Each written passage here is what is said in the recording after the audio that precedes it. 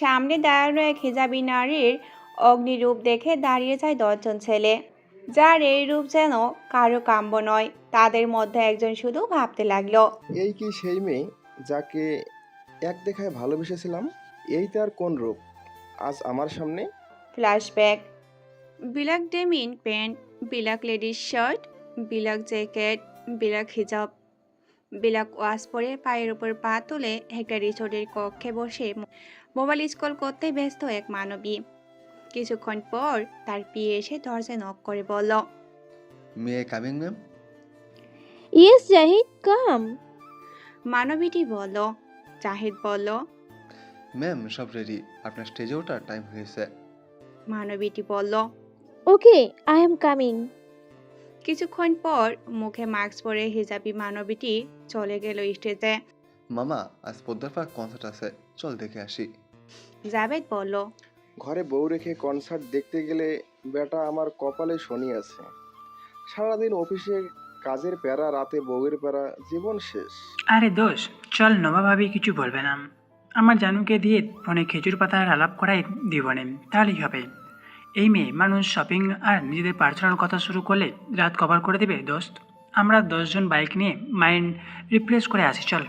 ঠিক আছে, তুই মালাকে বল নোভার সাথে ফোনে আড্ডা দিতে, সব বুঝিয়ে বলিস।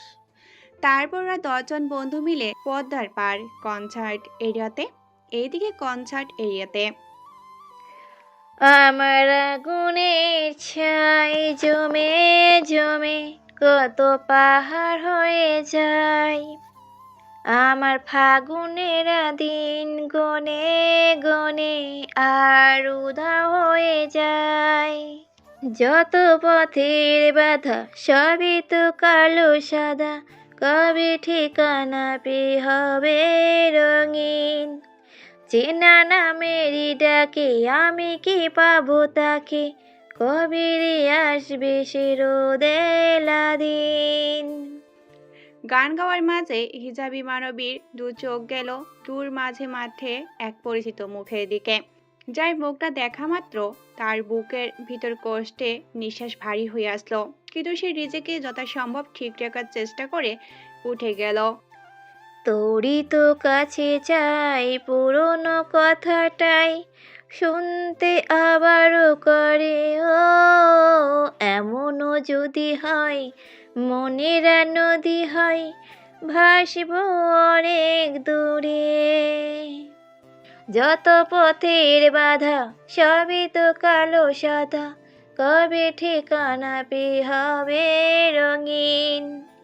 চেনা নামের ডাকে আমি কি পাবো তাকে, কবে রে আসবে সে রোদেলা দিন। ও প্রথম গান শেষ করে কেবল দ্বিতীয় গান স্টার্ট করবে, এরই মাঝে তার চোখ গেল দূরে থাকা 3 জন মেয়ের উপর, যারা কিছু ছেলের ইপটেজিং এর শিকার হচ্ছে। তা দেখে নিজেকে আর কন্ট্রোল করতে পারল না, চাল শক্ত হয়ে আসলো, যা মাস্কের আড়ালে দেখা গেল না।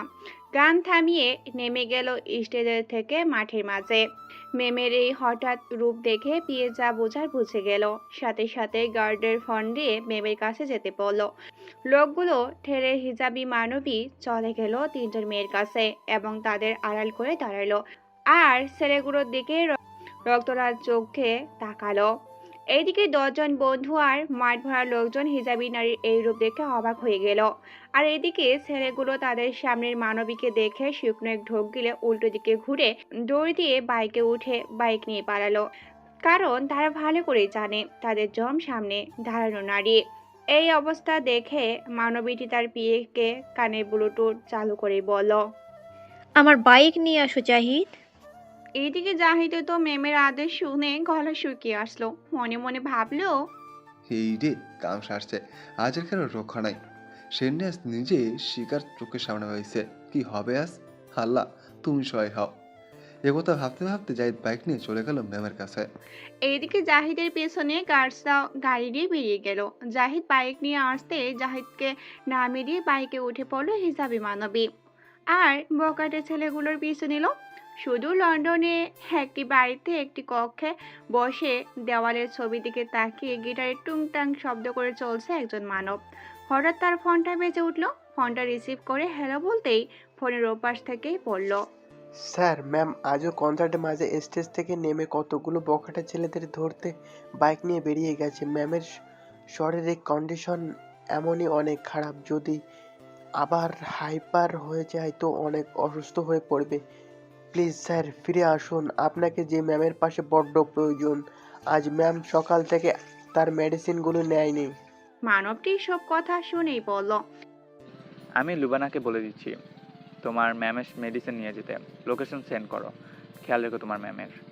এই বলে মানবটি ফোন কেটে দিল। তারপর দেওয়ালের ছবিটার দিকে তাকিয়েই পড়ল। যে ভালোবেসে তোমাকে আগলে রেখে চাইলো তাকে দূরে ঠেলে দিলে, আর যাকে ভালোবাসলে সে তোমার হাত ধরলো না। যার জন্য দুনিয়ার সব ছাড়তে চাইলে সে তোমার জন্য কিছুই ত্যাগ করলো না। তারপরও তার কথা ভেবে আজও নিজেকে কষ্ট দাও কেন? বলবে কেন? আমি কি কখনো তোমার কেউ হতে পারবো না? নিজেকে কষ্ট দিতে তুমি যে আগুনের খেলা খেলছো, তাতে তোমার যদি কিছু হয়ে যায়, তাতে যে কারো নিঃশ্বাসটা নেওয়ার বন্ধ হয়ে যেতে পারে, তা কখনো বুঝবে না তুমি? আমি যে তোমার আগুনের ছাই হয়ে যাচ্ছি। এই কথা বলেই চোখ দিয়ে 2 ফোঁটা নোনা জল গড়িয়ে পড়ল মানবটির। তারপর লুবানাকে ফোন দিতে দিতেই বারান্দায় চলে গেল। নে মামা, আজ পুরো কনসার্ট শেষ করলো না।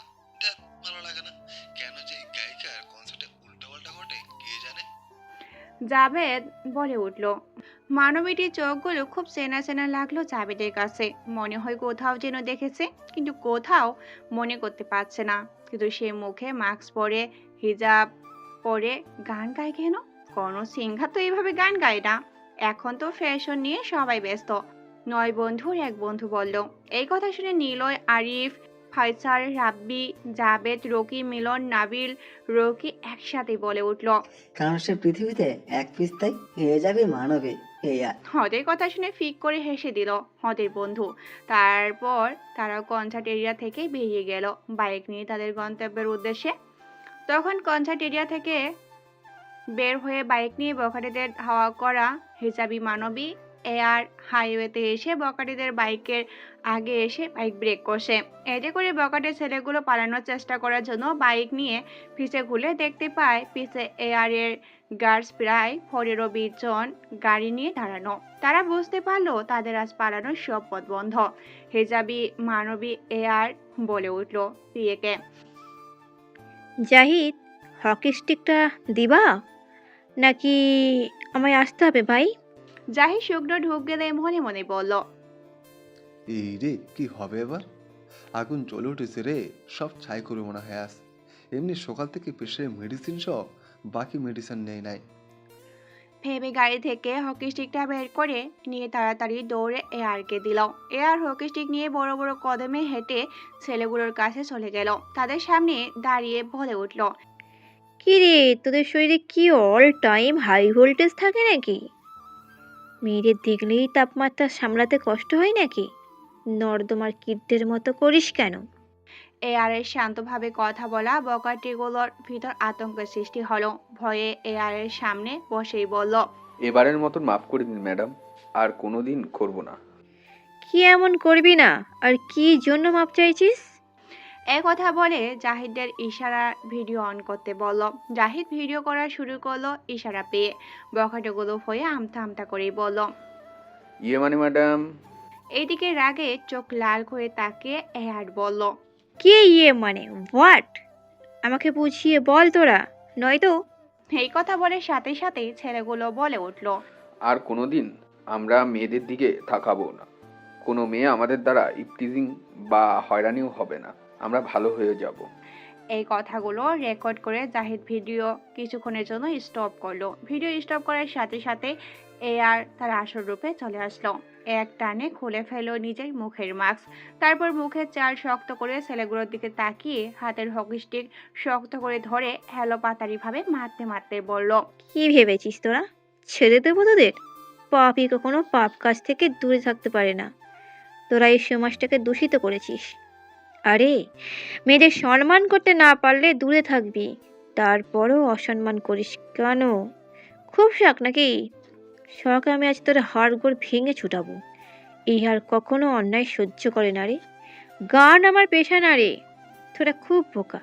তোর বসকে আমার ওয়েলকাম করার উপায় মাত্র।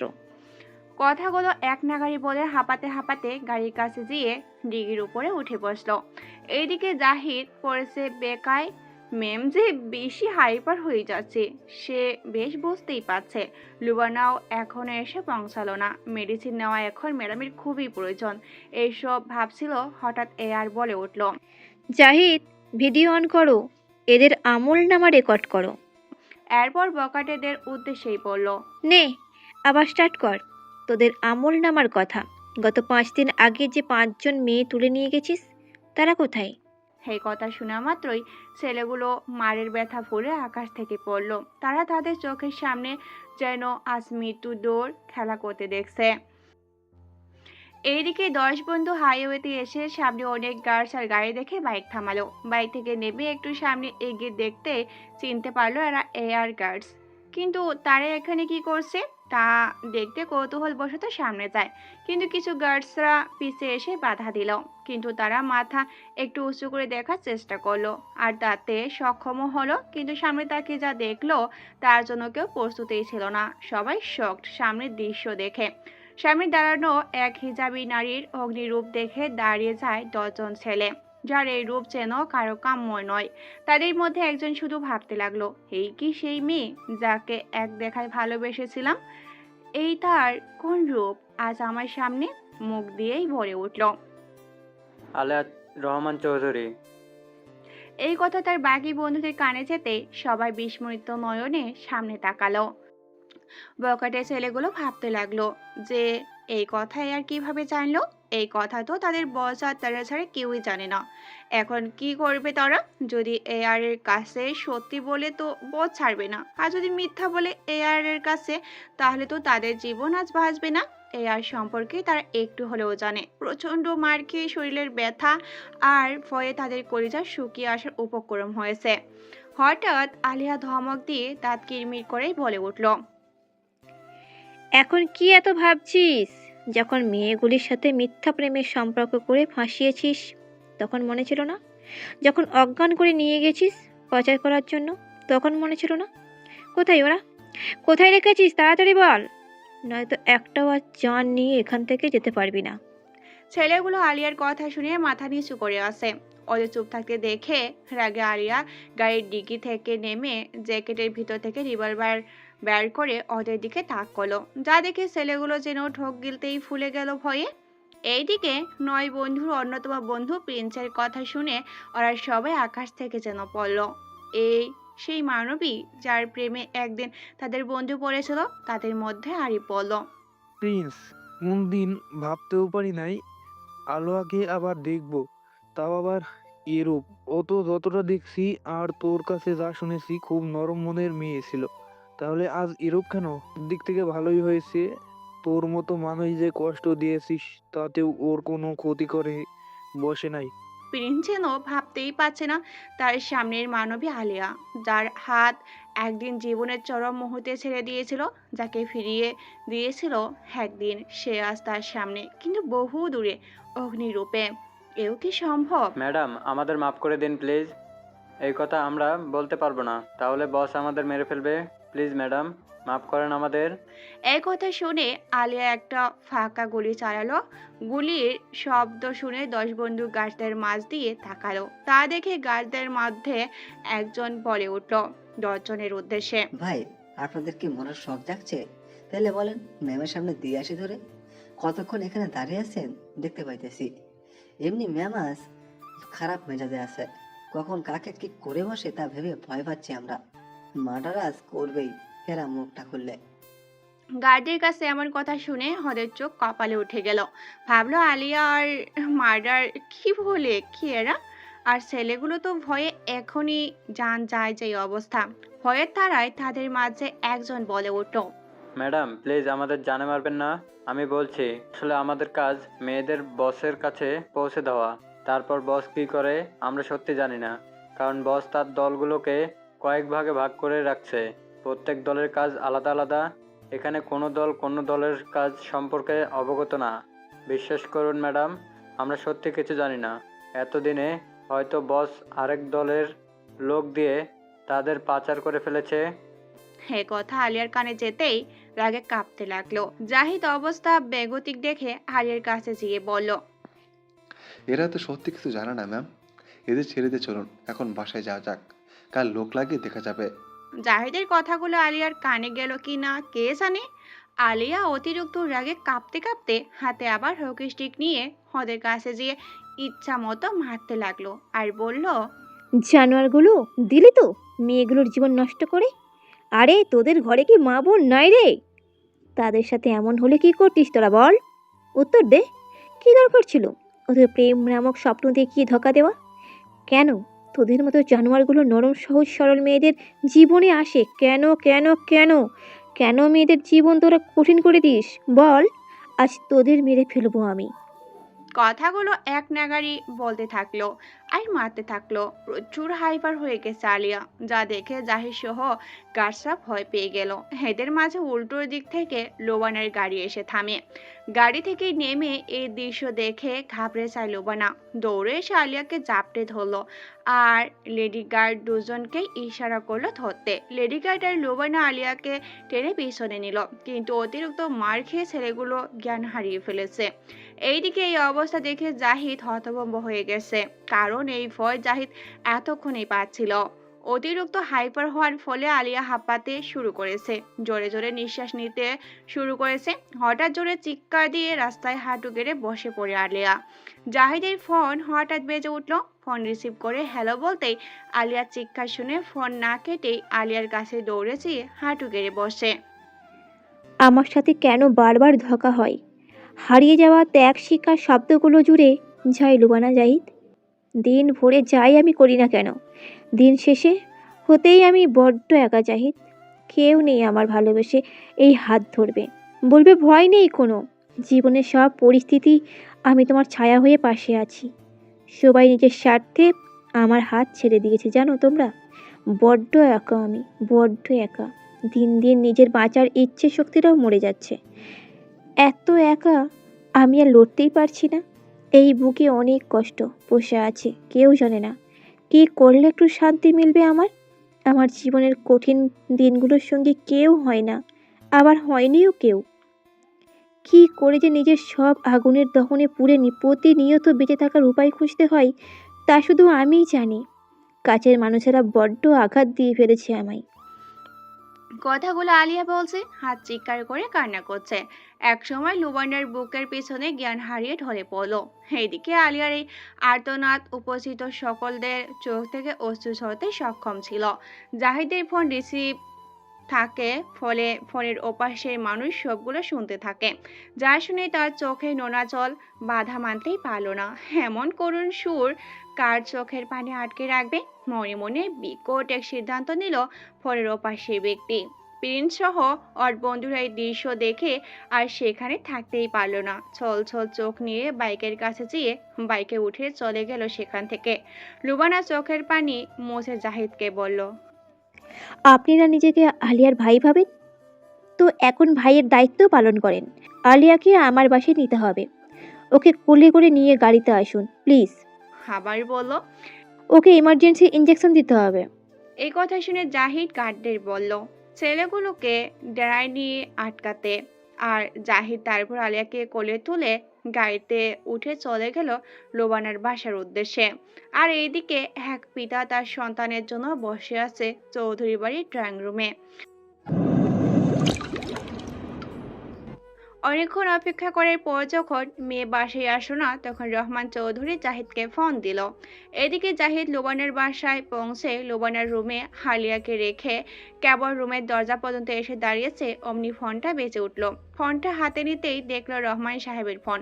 ফোনটা রিসিভ করে সালাম দিতেই রহমান চৌধুরী বলে উঠল, জাহিদ, আলিয়া কোথায়? বাসায় এখন আসতেছে না কেন? রাত 1টা বেজে যাচ্ছে। জাহিদ কিছু একটা ভেবেই বলল, স্যার, ম্যাম কনসার্ট করে সরাসরি লুবনার বাসায় গেছেন। রাত বেশি হয়ে গেছে তো, তাই ভাবছি এত রাতে বাসা যাবে। আপনারা হয়তো ঘুমিয়ে গেছেন, আপনি চিন্তা করবেন না, আমি ম্যামকে দিয়ে এসেছি। রহমান সাহেব বলল, ঠিক আছে, আমাকে চিন্তায় রাখতে ভালো লাগে তোমাদের? এই কথা বলেই রহমান চৌধুরী ফোন কেটে দিল।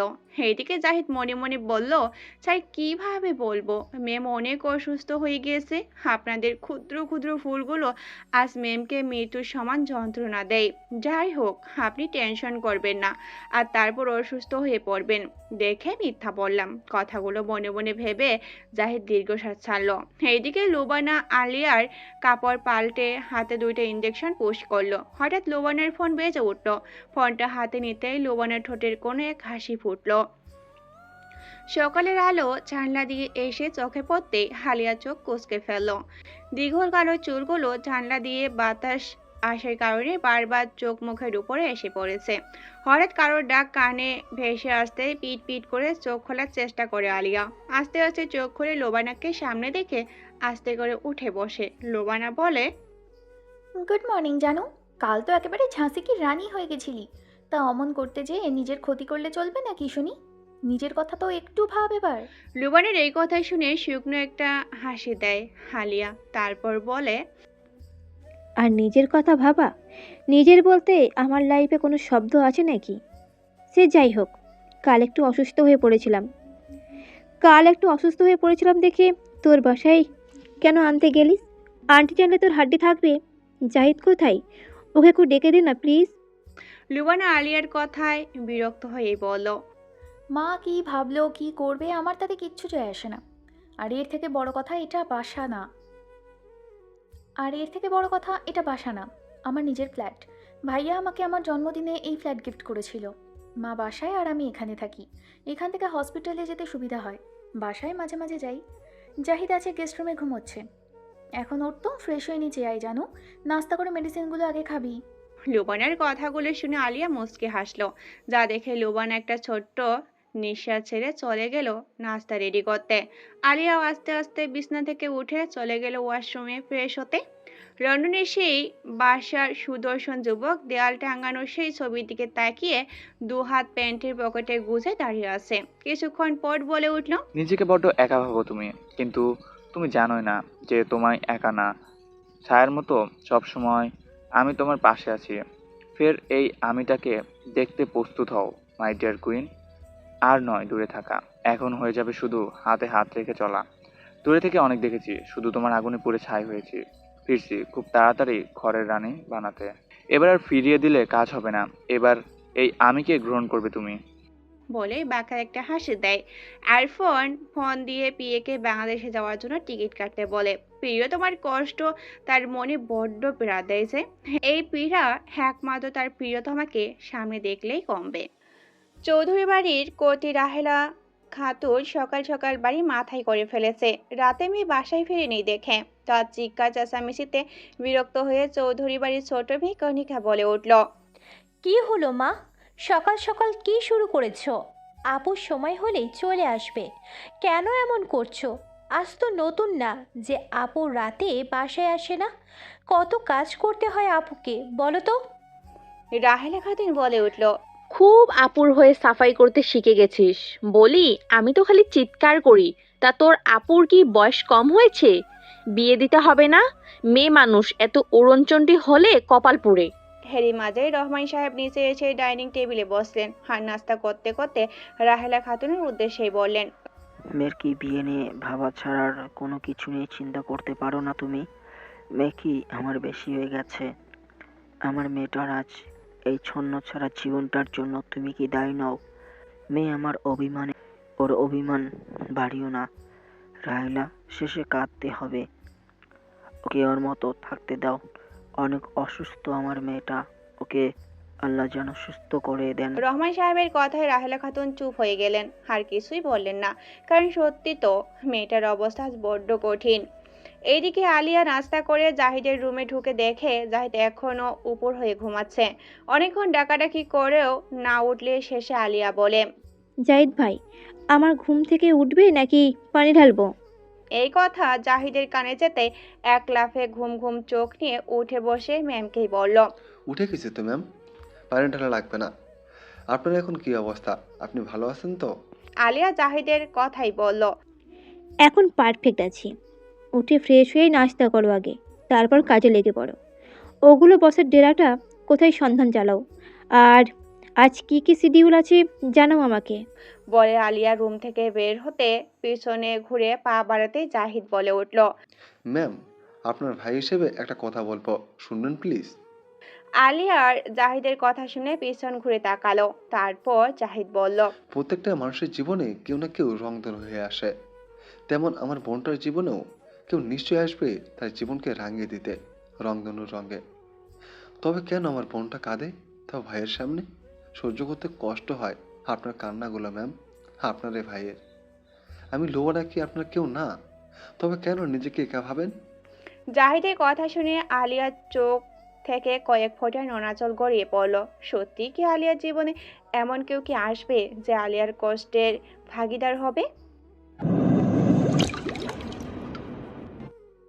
সেদিন জাহিদ আর আলিয়া লোবানের বাসা থেকে বের হয়ে নিজেদের মেন কাজে লেগে পড়ে। সারা ঢাকা শহর সহ দেশের বিভিন্ন বর্ডার অঞ্চলগুলোতে মানুষ লাগায় শুধুমাত্র ছেলেগুলোর বয়সের খোঁজ পাওয়ার জন্য, কিন্তু ফলাফল বরাবর শূন্য। না আসলেও কিছু তথ্য পেয়েছে, যা পেয়েছে তাতে একটা অ্যাকশন অন্তত নিতে পারবে, যা আজ রাতেই ঠিক করেছে। এগুলো ভাবছিল নিজ অফিসের কেবিনে চেয়ারে বসে গায়ে লিয়ে দিয়ে। চোখ বন্ধ করে আলিয়া। এমন সময় জাহিদ দরজায় নক করেই বলল, মে কামিং ম্যাম? কামিং। আলিয়া বলল। জাহিদ কেবিনে প্রবেশ করে দেখলো আলিয়া চেয়ারে হেলান দিয়ে চোখ বন্ধ করে বসে আছে। তা দেখে জাহিদ একটি ছোট নিঃশ্বাস ছেড়ে বলল, আজ 3 দিন আপনি বাসায় যান না। স্যার আপনার জন্য অস্থির হয়ে আছেন। হ্যাঁ, আপনি তো জানেন আপনার বাবা হার্টের রোগী। আজ 3 দিন যাবৎ অনেকবার ফোন দিয়ে আপনার খোঁজ নিয়েছেন। আপনার ফোনেও অনেকবার ফোন দিয়েছিল, কিন্তু আপনি ধরেন নাই। আজ তো রাতে কনসার্ট আছে, তারপর গুরুত্বপূর্ণ কাজও আছে। তার আগে যদি বাসায় যেয়ে তাদের সাথে দুপুরের লাঞ্চটা করতেন, তাহলে স্যার খুব খুশি হতেন। শত হলো আপনি তাদের বড় সন্তান।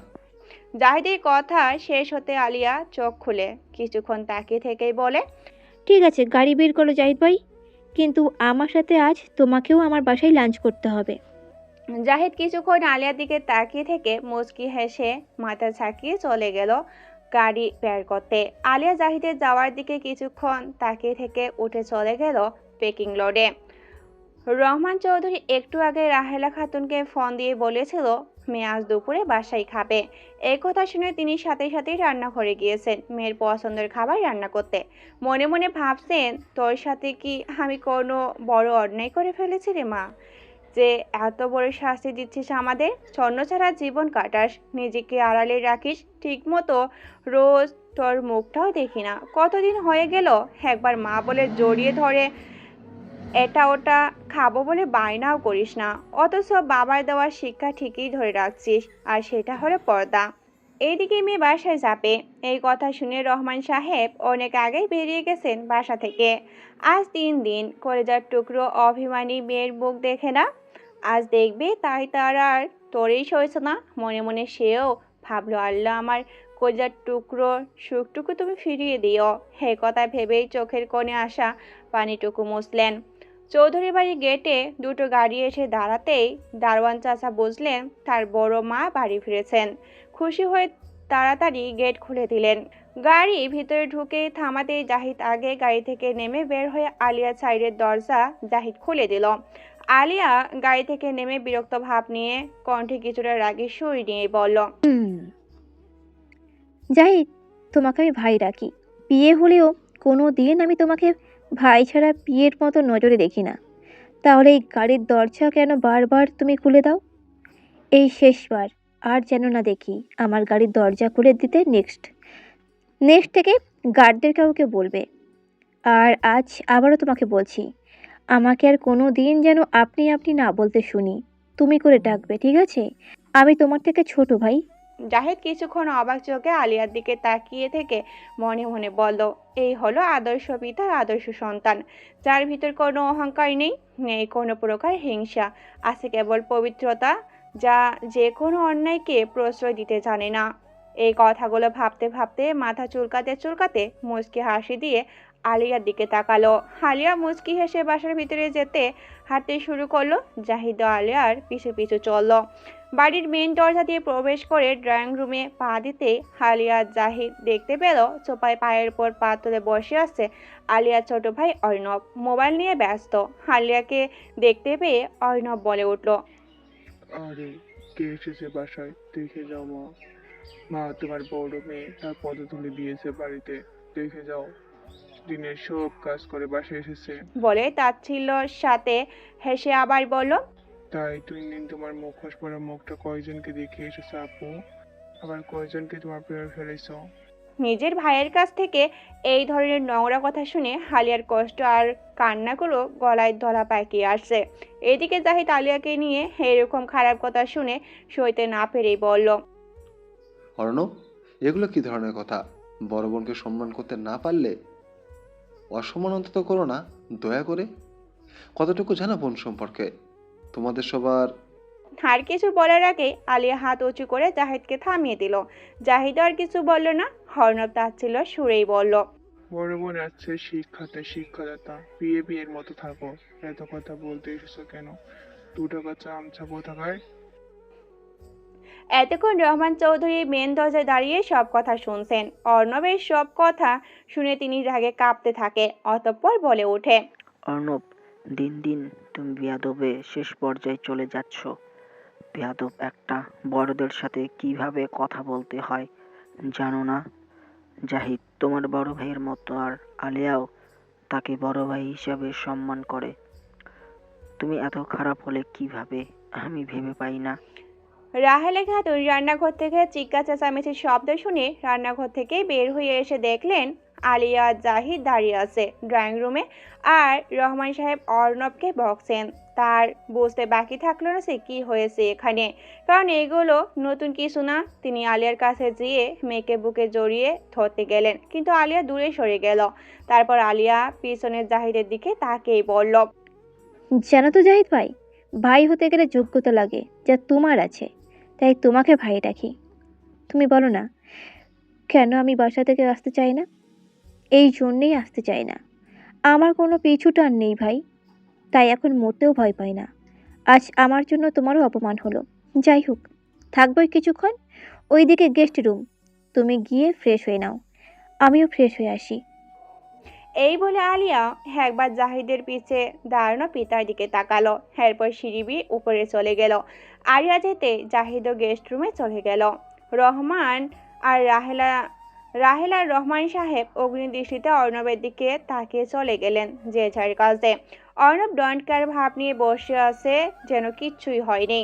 নিজ রুমে ঢুকে আলিয়ার দরজা চাপিয়ে দিয়ে চলে গেল কাবাডের কাছে ফ্রেশ হতে, টাওয়ালের কাপড় বের করতে। একটা লং শার্ট আর একটা লেডিস জিন্স বের করতেই হঠাৎ নিচে খিচেনো পড়লো। তা দেখে একটু নিচু হয়ে তুলে দেখলো জিনিসটা কি। একটা কাগজ, যাতে একটা গান লেখা, যা দেখে শুকনো একটা হাসি দিয়ে মনে মনে বলল, যেখানে আছেন নিশ্চয়ই ভালো আছেন। আপনার গানগুলো মিস করি, জানি না আর কখনো দেখা হবে কিনা, কিন্তু আপনার জন্য সম্মান আজ আমার একটুও যায়নি। হঠাৎ পিছন থেকে অনিকা এসে আলিয়ার গলা জড়িয়ে ধরেই বলল, আপুই।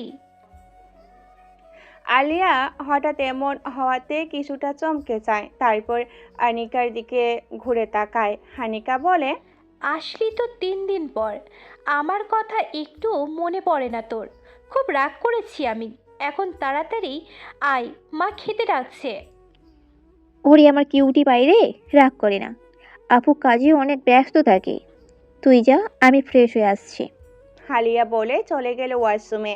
আনিকা আলিয়ার ওয়াশরুমে ঢুকে যাওয়ার দিকে তাকিয়ে থেকে মনে মনে বলল, আপু তুই খালি সবার থেকে নিজের কষ্ট আর অনুভূতিগুলোকে লুকিয়ে পালিয়ে বেড়াস, নিজেকে যে আর কত চেপে বেড়াবি কে জানে। এগুলো ভাবতে ভাবতে আলিয়া রুম থেকে বের হয়ে গেল। এইদিকে এয়ারপোর্টের সামনে কমপক্ষে 9টা গাড়ি দাঁড়ানো।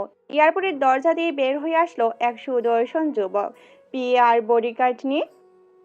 বের হয়ে গাড়িতে বসেই বাড়ির উদ্দেশ্যে রওনা হলো। আজ প্রায় 8 বছর পর দেশে ফিরল সে। হঠাৎ তার ফোনটা বেজে উঠল।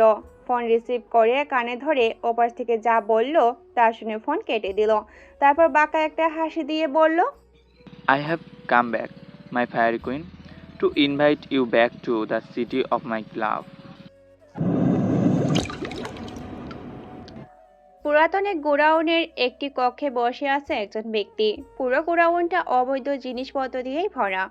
এর মাঝে তিনজন ছেলে সেই ব্যক্তির কাছে এসে বলল, বস, এ আর আমাদের কিছু ছেলেদের ধরে নিয়ে গেছে। তার সাথে আমাদের পুরো গ্যাংয়ের খোঁজ চলাচ্ছে চারিদিকে। কিছু কারণে বস, এভাবে চলতে থাকলে তো খুব তাড়াতাড়ি আমরা ধরা পড়ে যাব। ব্যক্তিটি কিছুক্ষণ ওদের দিকে তাকিয়ে থেকে বসা থেকে উঠে দাঁড়িয়ে বলল, তোরা সবকিছুতে ধৈর্য হারিয়ে ফেলিস, এবার তো খেলা জমবে। এখন আমি যা বলবো সেই অনুযায়ী কাজ করবি। এরপর ছেলেগুলোকে কিছু একটা বলে শয়তানি হাসি দিয়ে গোডাউন থেকে বের হয়ে চলে গেল।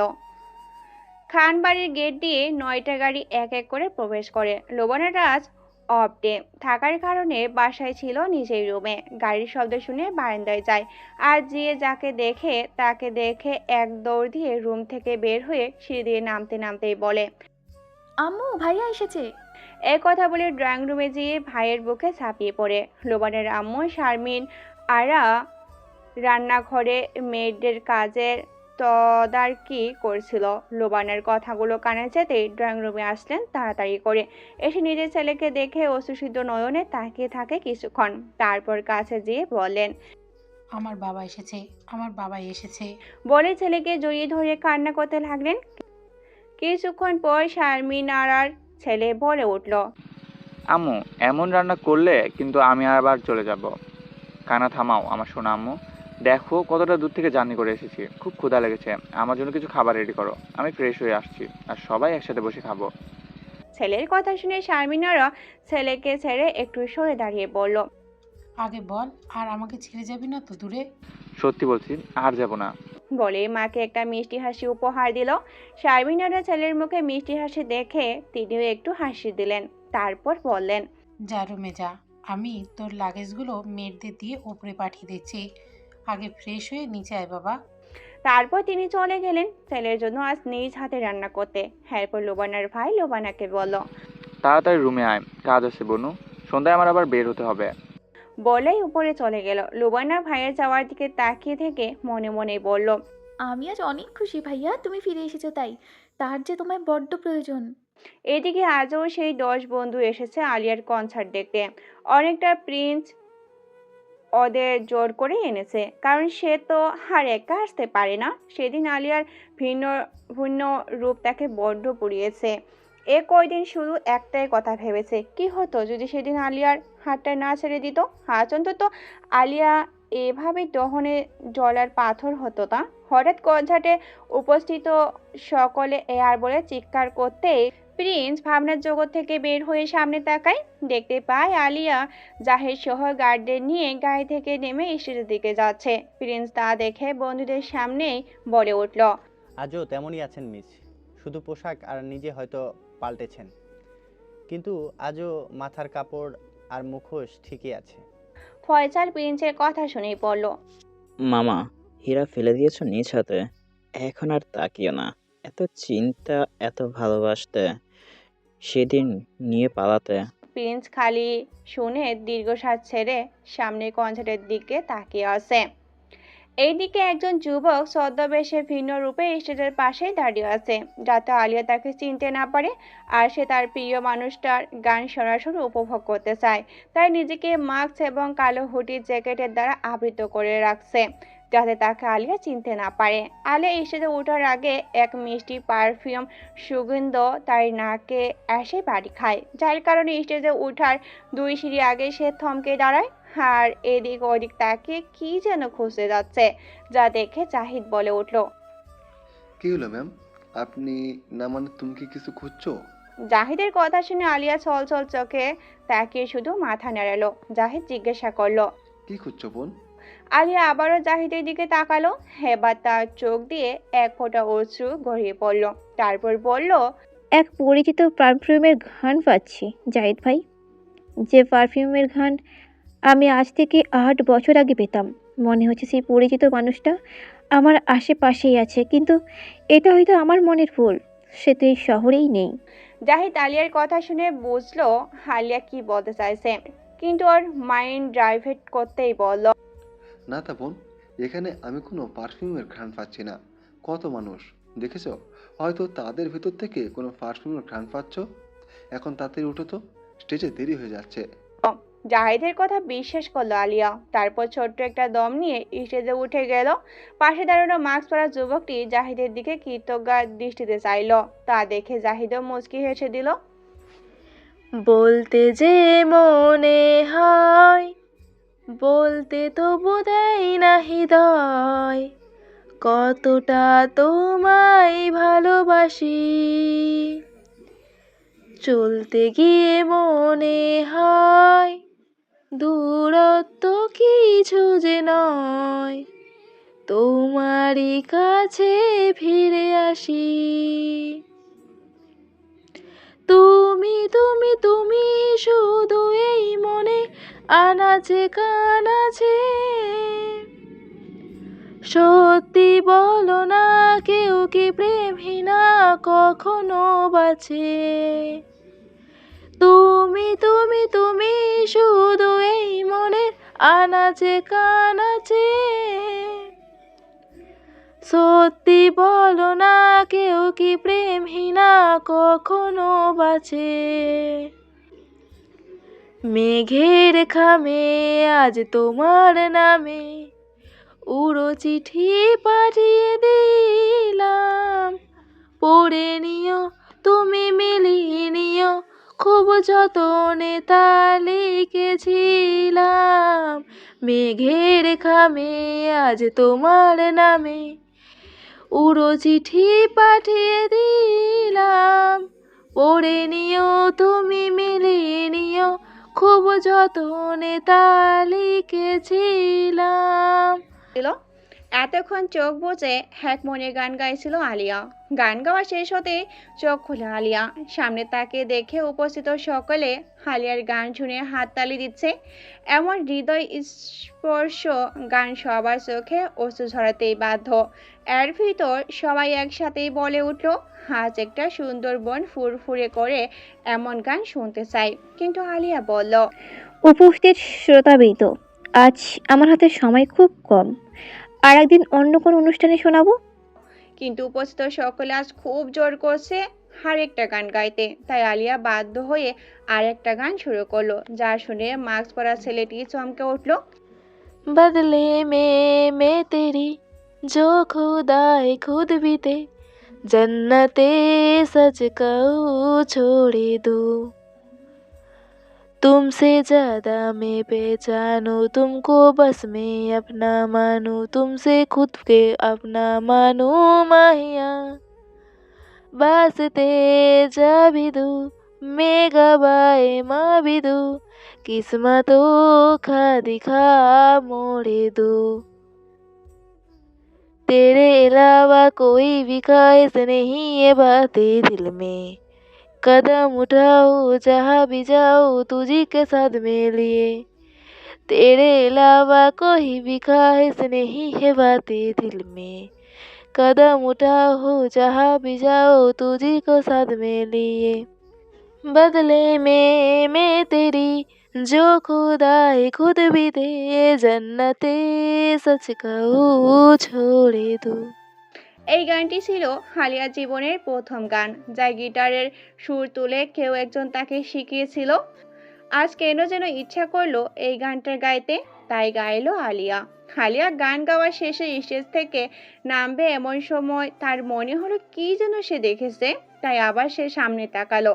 দেখতে পেল দূর রাস্তায় কিছু ছেলে দুইটি মেয়েকে জোর করে গাড়িতে তুলে নিয়ে যাচ্ছে।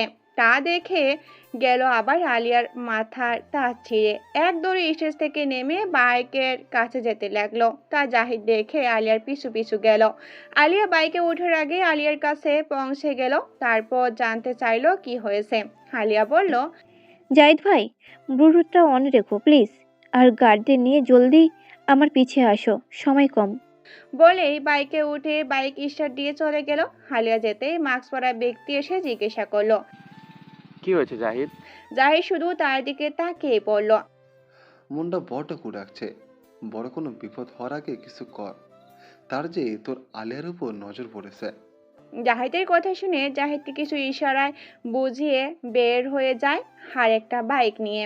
এদিকে আলিয়া বাইক নিয়ে গাড়িটির পিছন ধরে, কিন্তু ছেলেগুলো আলিয়ার বাইককে দেখে বাঁকা শয়তানি হাসি দিয়ে গাড়ি বাম দিকের জঙ্গলে টার্ন নেয়। যা দেখে আলিয়া টনক নড়ে, সাথে সাথে ব্লুটুথ অন করে জাহিদকে বলে, হ্যালো জাহিদ ভাই, এটা একটা প্রি প্ল্যান। ওরা বাম দিকের গাজীপুর এলাকার জঙ্গলে ঢুকেছে, ভাইয়া ফাঁদ পেতেছে ওরা। তুমি আরো গার্ড নিয়ে আমাদের ছেলেদেরকে খবর দাও, আমার লোকেশন অন আছে। আলিয়ার কথা শুনে জাহিদের ভয় ঢুকে যায় মনে। এখন বুঝতে পারছে আলিয়াকে একা ছাড়া একদমই ঠিক হয়নি, তাই আলিয়াকে অভয় দিয়ে বলল, ভয় পেও না বোন, জোরে জোরে দম নিও, কোনো বিপদ দেখলে হুঁশ হারাবে না, আমি আসছি। বলেই ফোন কেটে দিয়ে কাউকে একটা মেসেজ পাঠালো। এদিকে আলিয়া গাড়িটির পেছন ধরতে একটা পুরাতন কারখানায় পৌঁছে যায়, কিন্তু গাড়িটিকে কোথাও দেখতে পায় না। তাই বাইক থামিয়ে বাইক থেকে নেমে সামনের দিকে এগোয়, কিন্তু কিছু বা কাউকেই দেখতে পায় না। তার ষষ্ঠ ইন্দ্র জানান দিচ্ছে বিপদ তার খুব কাছে। তাই জ্যাকেটের ভিতর থেকে রিভলভার বের করে ঠিক করে নিল, তারপর ধীর পায়ে কারখানার ভিতরে ঢুকলো। কারখানার ভিতরে ঢুকতেই দেখতে পেল দুটি মেয়ে হাত পা মুখ বাঁধা অবস্থায় পড়ে আছে। তা দেখে আলিয়া দৌড়ে মেয়ে দুটির কাছে যাবে, তখনই কেউ আলিয়াকে লক্ষ্য করে একটা লাঠি ছুঁড়ে মারল, কিন্তু আলিয়ার ভাগ্য ভালো থাকার কারণে তা আলিয়ার পাশ দিয়ে চলে গেল। হঠাৎ এমন হওয়াতে আলিয়া পিছে তাকায়, দেখতে পায় 15 জনের ছেলে দাঁড়িয়ে শয়তানি হাসি দিচ্ছে। তা দেখে আলিয়ার মাস্কের ভিতরে বাঁকা একটা হাসি দিয়ে বলল, কি ব্যাপার, কি চাই? আমাকে এইভাবে ইনভাইট করে কেন আনলি তোরা? দেখ, আমি সোজা কথার মানুষ, তাই উদ্দেশ্যটা সরাসরি বললেই তোদের জন্য ভালো। এমন কথা শুনে ছেলেগুলো হ হ করে কিছুক্ষণ হেসে বলল, ম্যাডাম তো খুব ব্রেন শার্প মহিলা। কিছু বলার আগেই বুঝে গেলেন আমাদের উদ্দেশ্য আছে। তো কাহিনী না করে বলে ফেলি, বস আপনাকে তার পথ থেকে সরে যেতে বলেছে। সরে গেলে আপনিও ভালো থাকবেন, আমরাও উপকৃত হব। ছেলেগুলো এই কথাগুলো বলতেই আলিয়া বলে উঠল, নিশ্চয়ই তোদের বলা শেষ, এখন আমি বলি শোন। প্রথমত, তোদের একটা কেউ আমি ছাড়বো না। দ্বিতীয়ত, তোদের এই কুকর্মের পথ বন্ধ করা আমার দায়িত্ব। সংক্ষেপে বললাম, এবার তোরা তোদের মতো বুঝে নে। এই কথা শুনে ছেলেগুলো বলল, তাহলে ঠিক আছে, আজ আপনার খেল এখানেই শেষ করি ম্যাডাম, বিদায়। এই কথা বলে ছেলেগুলো কারখানা থেকে বের হয়ে গেল। আর আলিয়ার কিছু বুঝে ওঠার আগেই দরজা আটকে দিল কারখানার। আলিয়া ভেবেছিল হয়তো আটকিয়ে রেখে চলে যাবে, তাই মেয়ে দুটোর কাছে যেয়ে তাদের হাত পা আর মুখের বাঁধন খুলে দিল। মেয়ে দুটোর বাঁধন খুলতেই ওরা আলিয়াকে জড়িয়ে ধরে বলল, আপু প্লিজ আমাদের বাঁচান, আমরা আপনার অনেক বড় ফ্যান, আপনার শো দেখতে এসে বিপদে পড়েছি। আলিয়া ওদের কথা শুনে ওদের অভয় দিল, কিন্তু কিছুক্ষণ পরে আলিয়া ধোঁয়ার গন্ধ পেল। গন্ধের উৎস খুঁজতে সামনে তাকাতে দেখলো আগুন লাগিয়ে দিয়েছে ছেলেগুলো। আলিয়ার বুক কেঁপে উঠলো, তাড়াতাড়ি ব্লুটুথ অন করলো, কিন্তু কাজ হলো না, নেটওয়ার্ক নট রিচেবল বলছে।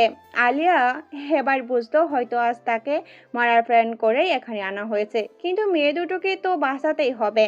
তাই কারখানার এদিক ওদিক দৌড়াতে লাগলো, যাতে কোনো রাস্তা খুঁজে পায়, কিন্তু কোনো উপায় পেল না ওখান থেকে বের হওয়ার।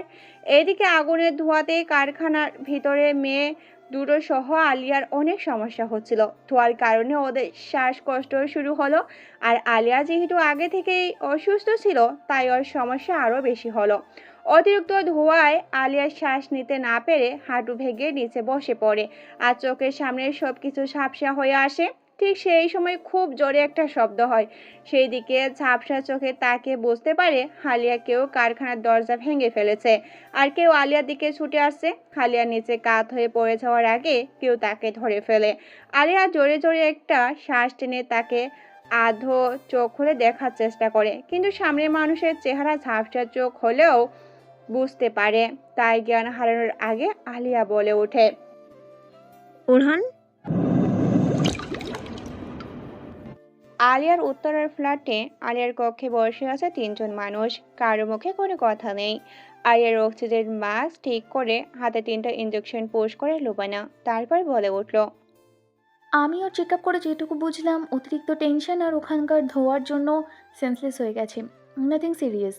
ঘুমের আর প্রেশারের ইঞ্জেকশন দিয়ে দিয়েছি, আর ধোয়ার কারণে ওর শ্বাসকষ্ট হচ্ছিল, তাই অক্সিজেনটা চলুক। কিন্তু তুমি জানো জাহিদ ভাই, ওর ইনহেলারটা অল টাইম সঙ্গে রাখা প্রয়োজন। তাহলে ওটা তখন ওর পকেটে ছিল না কেন? জানো আর একটু দেরি হলে কি হতে পারতো? জাহিদ এতক্ষণ নিচের দিকে তাকিয়ে চুপ করে বসেছিল। লুবনের কথা শুনে লুবনের দিকে ছলছল নয়নে তাকালো। লুবনা জাহিদের এভাবে তাকানো দেখে অবাক হয়ে গেল। তারপর বলল, কি হয়েছে জাহিদ ভাই, তুমি কাঁদছো কেন? আলিয়া ঠিক আছে? লুবনের কথা শুনে জাহিদ বলল, এখন ঠিক আছে, কিন্তু কতদিন নিজের সাথে যুদ্ধ করে ঠিক থাকবে লুবানা, বলতে পারো? মেয়েটা জিদ করে ইনহেলার ব্যবহার করে না, জানো? সবসময় ওর মেডিসিন ইনহেলার আমি নিয়ে ঘুরি, কখন কোনটা লাগে বলা তো যায় না, তাই আর কি। আর সকাল থেকে আবারও একটা ওষুধও খায়নি মেয়েটা। আজ 3 দিন পর মেয়েটাকে বাসায় নিয়ে গিয়েছিলাম ওর আব্বুর অনুরোধে, কিন্তু বাসায় যে ওই যেই সুন্দর উপাধি আর ব্যবহার পাইছে, তাতে আমার মনে হয় কি জানো আলেয়া, নিজেকে ইচ্ছে করে শেষ করে দিতে চাইছে। এত কষ্ট ও আর নিতে পারছে না। নয়তো নিজের বিপদ জেনেও যে একা কারখানার ভিতরে ঢুকে যায়, তাকে কি বলা যায় বলো তো? যে মেয়েটা নরম ভীতু মনের মেয়ে ছিল, তার সাথে আর আজকের আলিয়ার সাথে কত তফাৎ দেখেছো? লুবনা জাহিদের কথা শুনে আলিয়ার দিকে তাকিয়ে খালি নীরবে একটা দীর্ঘশ্বাস ছাড়লো। এতক্ষণ অরহান আলিয়ার রুমের সোফায় বসে মাথা নিচু করে লুবনা আর জাহিদের সব কথা শুনছিল। ওদের কথা শেষে অরহানের আজ কিছুক্ষণ আগে ঘটে যাওয়া ঘটনার কথা মনে পড়তেই তার শরীর কাঁটা দিয়ে ওঠে। কি ঘটতে যাচ্ছিল আজ? ফ্ল্যাশব্যাক।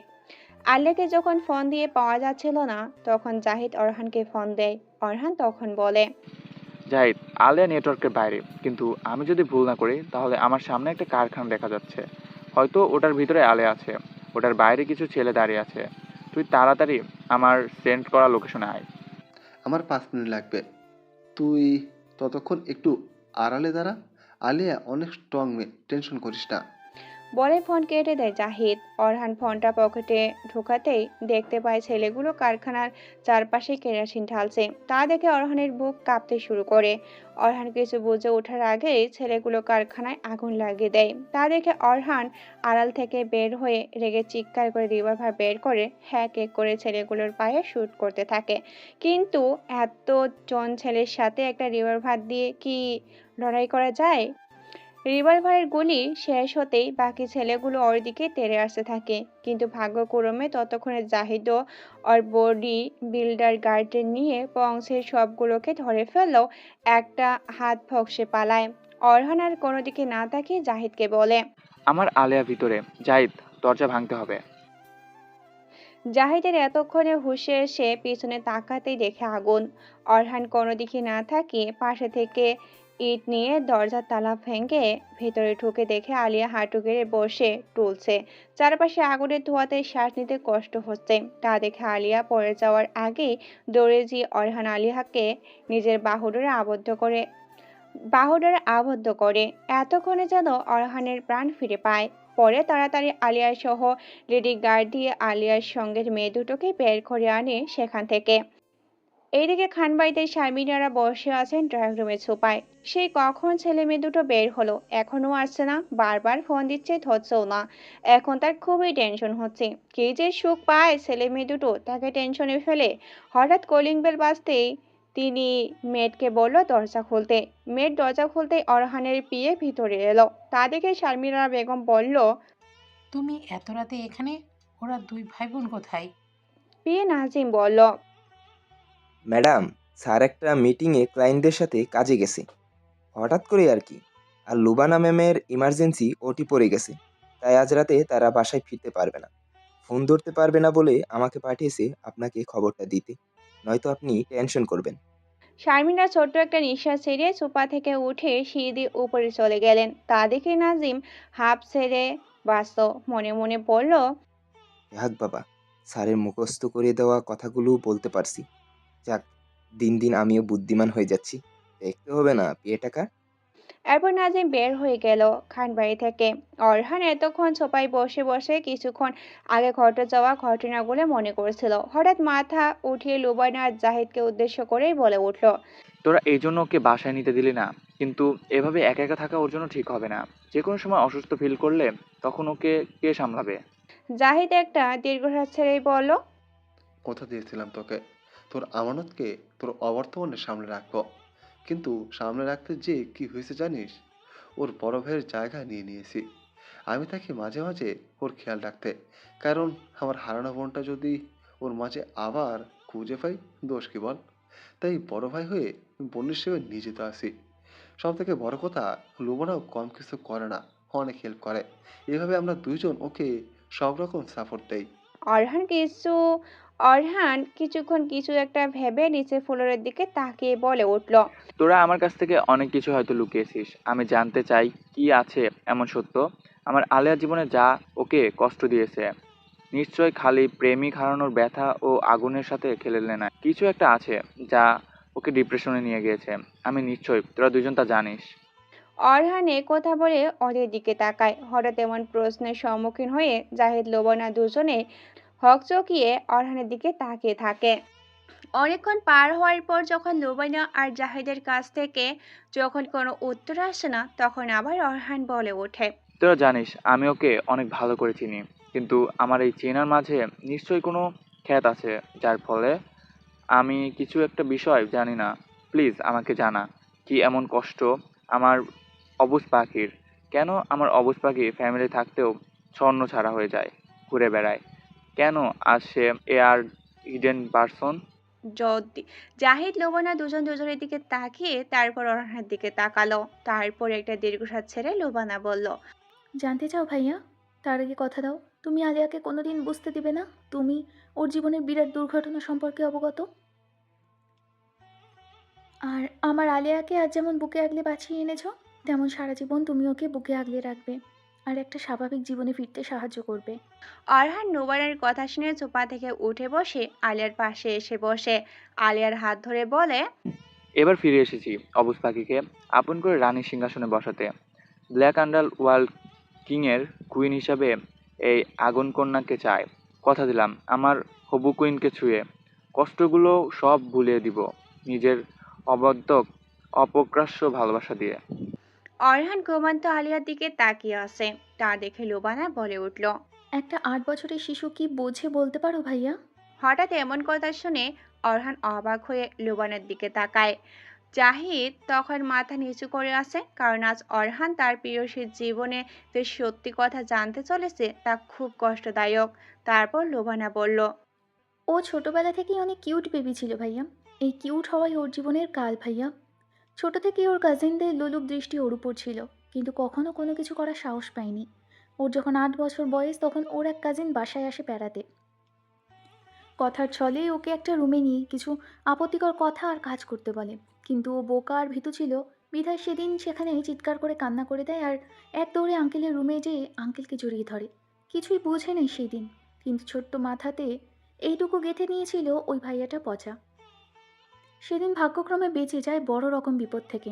প্রথম ধাক্কা 8 বছর বয়সে। আসলে ওদের বাসায় সবসময় ওদের আত্মীয় স্বজন এসেই থাকতো।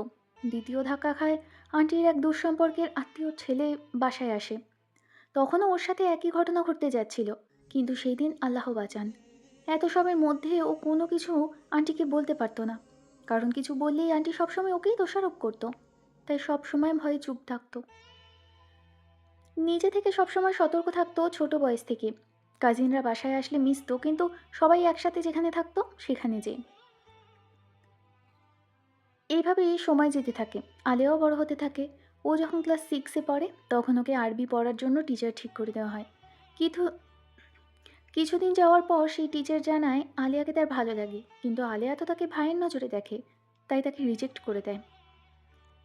কিন্তু সে দমে যায়নি। আরবি পড়ার ফাঁকে ওর হাত ধরতো, যা ওর কাছে খুব বাজে লাগতো। তাই শেষে না পারতে আরবি পড়া বাদ দিয়ে দেয়। তারপর কিছুদিন ভালোই যাচ্ছিল। এত কিছুর ভিতর আন্টি শুধু দেখতো মেয়ে বড় হচ্ছে, আবার বাইরে কারো দিকে নজর যায় নাকি, কিন্তু ঘর শত্রু বিভীষণ থাকতে পারে, কখনো সেদিকে লক্ষ্যই রাখেনি। তাই ওকে এই কষ্টগুলো পেতে হয়েছে। বলে কিছুক্ষণ থামলো লোবানা। রুম জুড়ে এক থমথমে পরিবেশ তৈরি হলো। কিছুক্ষণ পর লোবানা ছলছল নয়নে ধরা গলায় বলে উঠল, ভাইয়া, ওর জীবনের সবচেয়ে ভয়াবহ রাত ছিল ক্লাস 8-এ থাকতে। আলিয়া ওর মা বাবার সাথে গ্রামের বাড়ি বেড়াতে যায়। তখন একদিন রাতে আলিয়া আর ওর ছোট বোন নিচের তলার নানা নানুর পাশের রুমে ঘুমোচ্ছিল। আর আঙ্কেল আন্টি দোতলায় ওর বড় মামাদের রুমের পাশে রুমে ঘুমাচ্ছিল। তখন হঠাৎ আলিয়ার রুমের দরজার শব্দ হয়, তাতে আলিয়ার ঘুম পাতলা হয়ে যায়। হঠাৎ ও টের পায় কেউ ওর গালে হাতের আঙুল দিয়ে কিছু করছে, তাই আলিয়া ভয়ে শোয়া থেকে ধপ করে উঠে বসে দেখে ওর এক কাজিন ব্রাদার। তা দেখে আলিয়া ভয় পেয়ে যায় ভাইয়া। সে আলিয়ার সাথে অনেক ট্রাই করে জোর জবরদস্তি করার, কিন্তু পারে না শেষ পর্যন্ত।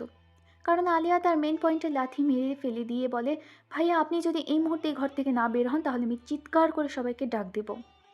তারপর সেই জানোয়ারটা ভয়ে রুম থেকে চলে যায়। সেদিন সারা রাত মেয়েটা ভয়ে ঘুমোতে পারেনি। জানো ভাইয়া, সেদিন আলিয়া কতটা অসহায় ছিল। সেদিন ওর মা নামক শব্দটার প্রতি সম্মান উঠে যায়। কারণ মা তো সন্তানের সব বিপদে ঢাল হয়, কিন্তু ওর মা ওকে প্রোটেক্ট করতে পারে না। সেদিন থেকে মেয়েটা সবার সামনে স্বাভাবিক থাকলেও ভিতর থেকে ভেঙে পড়ে। তারপর তো তুমি জানোই, এসএসসির পর ওর জীবনে প্রেম আসে, কিন্তু তার আগে তোমার কিছু আচরণে তোমার প্রতি ওর মনে ফিলিংস জন্ম নেয়। ও মনে মনে ভাবতো সব ছেলে হয়তো এক নয়, কিন্তু কিন্তু তোমাদের মধ্যে একটা ভিলেন আছে জানতো। সে ওকে অনেক খারাপ কথা বলে, যার জন্য ও আমাদের বাসায় যাওয়া বন্ধ করে দিয়েছিল। তাই তোমার কাছে ও আর গিটার বাজানো শিখতে যেত না, কিন্তু তোমাকে মিস করতো। চাপা স্বভাবের ছিল তো মেয়েটা, তাই কাউকে কিছু কখনো বলতো না। তারপর তুমি জানো সব কিছু ওর সাথে কী হয়েছে ভাইয়া। তা আর নাই বা বলি, তাতে সময় খালি খালি নষ্ট হবে। ওই প্রতারকটার কথা আমি বলতেও চাই না। তবে তখন একটা ভুল বোঝাবুঝি হয়। আলেয়া ওর মায়ের সাথে প্রিন্সকে নিয়ে তর্কাতর্কি করছিল।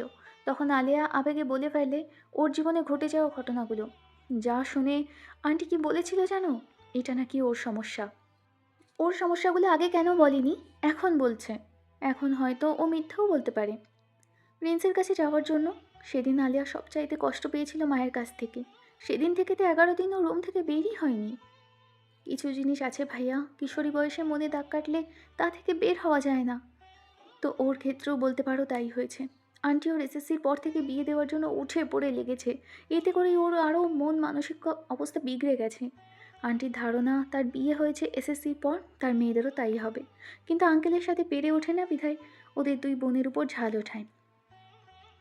এই নতুন জামানায় এমন মন মানসিকতা বোঝোই তো কতটা প্রভাব ফেলে সন্তানদের উপর। যাক, এসব কথা থাক, মেন কথায় আসি। তারপরও এইচএসসি দেওয়ার পর যখন তুমি, মা, আমি ওদের বাসায় তোমার জন্য বিয়ের প্রস্তাব নিয়ে গেছিলাম, মনে আছে ভাইয়া? সেদিন কিন্তু আমাদের সাথে মিলি আপুও গিয়েছিল। আর মা কিন্তু এই বিয়েতে রাজি ছিল না, খালি তোমার কথায় রাজি হয়েছিল। কিন্তু ও সেদিন তোমাকে রিজেক্ট করেছিল বিয়ে করতে। কারণ কি বলেছিল? ও প্রিন্সকে ভুলতে পারেনি। কিন্তু কথাটা মিথ্যে বলেছিল ভাইয়া, জানো? অনেক বড় কারণ ছিল এখানে। আলেয়া তো সেদিনই প্রিন্সকে ভুলে গিয়েছিল যেদিন ওকে ধোকা দিয়েছিল। অরহান অবাক হয়ে লোবানের দিকে তাকিয়ে আছে। এও সম্ভব? আলিয়া আর তাকে আলাদা করতে চাইছে কেউ? রহমান সাহেব কপালে হাত দিয়ে চোখ বুজে বসে আছেন স্টোরি রুমের ইজি চেয়ারে। এমন সময় রাহেলা খাতুন স্টোরি রুমে ঢুকে রহমান সাহেবের উদ্দেশ্যে বললেন, ঘুমাবে না? অনেক রাত হয়ে গেছে তো। আজও হয়তো আলেয়া আসবে না বাসায়। এভাবে জেগে থাকলে শরীর খারাপ করবে। রাহেলা খাতুনের কথায় রহমান সাহেব কপাল থেকে এক হাত সরিয়ে চোখ মেলে তাকিয়ে বললেন, তোমাদের হয়তো শান্তির ঘুম হয়, আমার তো আর ঘুম আসে না। মেয়েকে বাসায় না দেখলে রাহেলা, কি দোষ আমার মেয়েটার বলো তো? বাসায় আসলেই তোমার ছেলে ওকে বাজে কথা শোনায়। আজ একটা কথা বলে রাখছি রাহেলা, আমার এই মেয়েকে একদিন সবার গর্বের কারণ হবে। তবে ততদিন না হয় তোমাদের বুঝতে দেরি হয়ে যায়। বলে রহমান সাহেব স্টাডি রুম থেকে বের হয়ে গেলেন। রাহেলা ঠায় দাঁড়িয়ে থাকলো রহমান সাহেবের কথায়। লোবানা একটা শুকনো ঢোক গিলে মনে মনে বলল, এখন যা বলবো তা শুনে ভাইয়া না আবার রাগে উল্টোপাল্টা কিছু করে। আলিয়া আর ভাইয়া দুজনের রাগে সমান সমান, কেউ কারো থেকে কম চায় না। অরহান লোবানাকে চুপ থাকতে দেখেই বলল, থামলি কেন? বলতে থাক। কিছুটা রাগ মিশ্রিত গলায় বলল। লুবানা ভয়ে জাহিদের দিকে তাকালো। জাহিদ চোখের ইশারায় ভয় পেতে মানা করলো। লুবানা তারপর কাঁপা কাঁপা গলায় বলল, সেদিন আসলে আমরা বিয়ের প্রস্তাব নিয়ে যাওয়ার পর মা আর মিলি আপু যখন আলিয়াকে দেখতে আলিয়ার রুমে গিয়েছিল, আমিও তখন আলিয়াকে দেখতে চেয়েছিলাম, কিন্তু তারা আমাকে সঙ্গে নেয়নি। কিন্তু কিছু একটা মনে পড়তেই আলিয়ার রুমের দরজার কাছে যেতেই শুনতে পাই মা আর মিলি আপুর কথা। মা আর মিলি আপু সেদিন আলিয়াকে অনেক অপমান করেছিল জানো ভাইয়া। মিলি আপু বলেছিল মাথায় কাপড় দেওয়া গায়া খ্যাত মেয়েদের মতো দেখা যায়, তুমি নাকি ওকে দয়া দেখতে বিয়ে করছো। ওর নাকি কোনো যোগ্যতা নেই আমাদের বাড়ির বউ হওয়ার। 12টা প্রেম করে নাকি ঘোমটার আড়ালে। মা বলেছে ও যেন তোমাকে বলে ও অন্য কাউকে ভালোবাসে, তাই এই বিয়েতে ও রাজি না। ও নাকি আনকালচার অপয়া মেয়ে, আমাদের বাড়ির যোগ্য বউ কোনোদিন হতে পারবে না। আরও অনেক কথা শুনিয়েছে। তারপর তারা রুম থেকে বের হয়ে গেলে আমি রুমে যেয়ে বলি, তুই এত অপমান কেন সহ্য করলি? কিছু কেন বললি না বল? ও বলেছিল আমি হয়তো এগুলোরই যোগ্য। সবসময় আমার সাথে খারাপ ছাড়া কবে ভালো কিছু হয়েছিল বলবি? এই কথা বলেই আমাকে জড়িয়ে ধরে কাঁদে। আমি ওকে আমার থেকে ছাড়িয়ে তোমাকে কথাগুলো বলতে নিচে আসছিলাম, তখন শুনতে পাই মা আর মিলি আপু আগেই তাদের বানানো কথা তোমাকে আঙ্কেলকে আন্টিকে বলে দিয়েছে। তুমি যখন ওর কাছে জানতে চেয়েছিলে কেন তোমাকে বিয়ে করতে চায় না, তখন ও মিথ্যে কথা এই জন্য বলেছিল ভাইয়া। আর তখন আমি ছোট ছিলাম, বিধায় মা আর মিলি আপুর জন্য কিছু বলতে পারিনি। মা মিলি আপুকে বউ করতে চায় আমাদের বাড়ির। আর সেদিনের জন্য আলিয়াকে অনেক সাফার করতে হয়েছে ভাইয়া। বলতে পারো কি বলতে পারো কি ভাইয়া, মাথায় কাপড় দিলে মুখোশ পরলে মেয়েরা খ্যাত হয়, খারাপ হয়? কেন বললো মা আর মিলি আপু? আমিও তো আলিয়ার মতো চলি, তাহলে আমিও খারাপ, তাই না? বলে লোবানা হাওমাও করে কেঁদে উঠল। তারপর জাহিদ বলতে লাগলো, সেদিন তোরা ওই বাড়ি থেকে বের হয়ে যাওয়ার পর আলিয়াকে আন্টি অনেক মারে, পুরনো প্রেম ভুলতে পারেনি এ কথা বলে। অর্ণব সেদিন থেকে ভুল বুঝে ওর বোন বুঝি সত্যি অনেক প্রেম করে, যেমন তোর মা বলছিল। তোরা বের হওয়ার পরপরই আঙ্কেল একটা কাজে সিলেটে যান, যার কারণে আলিয়াকে প্রোটেক্ট করার কেউ বাসায় থাকে না। আন্টির আদিকালীন ধারণাগুলোই ছিল আলিয়ার জীবনের কাল। তুই তো 2 দিন পর ওর উপর রাগ করে বিদেশ চলে গেলি, কিন্তু সেদিন যদি তুই দেশে থাকতি তাহলে দেখতি এক অসহায় মেয়ের চিৎকার। এই কথা বলে জাহিদ চোখের পানি মুছল। অরহান শুধু নীরবে প্রিয়তমার অসহায়ত্বের কথা শুনছে। জাহিদ আবার অশ্রুসিক্ত নয়নে বলল, তোকে এয়ারপোর্টে বিদায় দিয়ে আমি মালিবাগের মোড়তে গাড়ি নিয়ে আসতেছিলাম বাসায় যেতে, কিন্তু পথেই ফুটপাত দিয়ে এক মেয়েকে দৌড়তে দেখি, আর পিছনে অনেকগুলো ছেলে তাড়া করছে। মনে মনে বললাম, এত রাতে ছেলেগুলো একটা মেয়েকে কেন তাড়া করবে? মাথায় কিছু একটা আসতে গাড়ি থেকে নেমে মেয়েটার কাছে দৌড়ে যায়। মেয়েটা কাছে যেতেই মেয়েটা আমার পা ধরে বলে, ভাইয়া আমাকে বাঁচান প্লিজ, আমাকে ওরা না। এইটুকু বলে হাওমাও করে কেঁদে দেয়। মেয়েটাকে ধরে দাঁড় করাতে দেখি তোর প্রাণ পাখি। ওকে ওই অবস্থা দেখে আমার মাথা আগুন হয়ে যায়। ছেলেগুলোর দিকে তাকিয়ে খালি বলেছিলাম, ব্ল্যাক মেম্বার। ছেলেগুলো এই শব্দ শুনে উল্টো দৌড়তে পালায়। মাথা ঠান্ডা করে আলিয়াকে জিজ্ঞাসা করেছিলাম, তুমি এত রাতে বাইরে কি করছো? আলিয়া কান্না করতে করতে অসুস্থ হয়ে গেছিল। সাথে খালি পায়ে দৌড়ানোর ফলে পায়ের পাতায় জায়গায় জায়গায় আঘাত পেয়েছিল। আমি ওকে ধরে গাড়ির ভিতরে বসিয়ে পানির বোতল এগিয়ে দিয়ে বলি, পানি খাও আর শান্ত হও, ভয় নেই, ভাইয়া আসি তো। কি হয়েছে বলো ভাইয়াকে? তারপর ও পানিকে একটু শান্ত হয়ে বলে, ভাইয়া হ্যাঁ আব্বু বাসায় নেই। আমি বলেছিলাম আব্বু বাসায় নেই তো কি হয়েছে? তাই বলে তুমি কি এত রাতে বাসা থেকে বের হবে?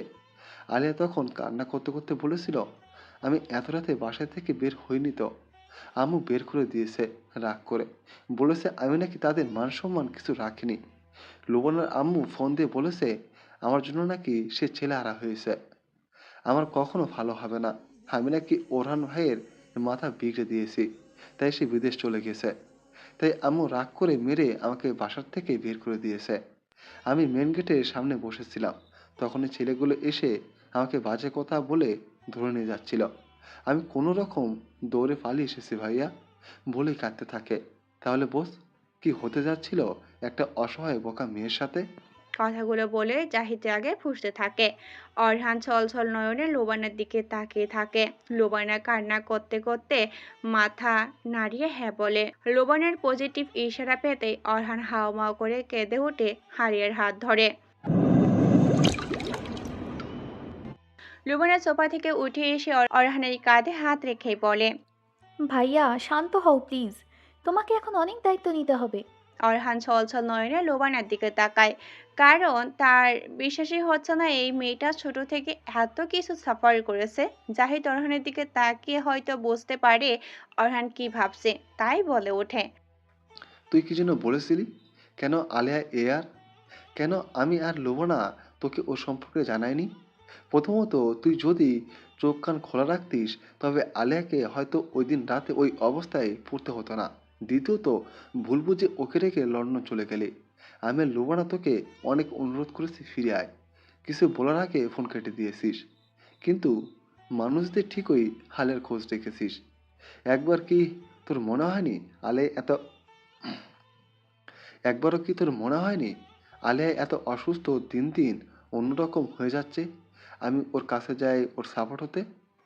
অরিয়ন শুধু জাহিদের কথা মাথা নিচু করে শুনছে। জাহিদ একটা দীর্ঘশ্বাস ছেড়ে বলে উঠল, এ আর হওয়ার গল্পটা অনেক কঠিন অরান।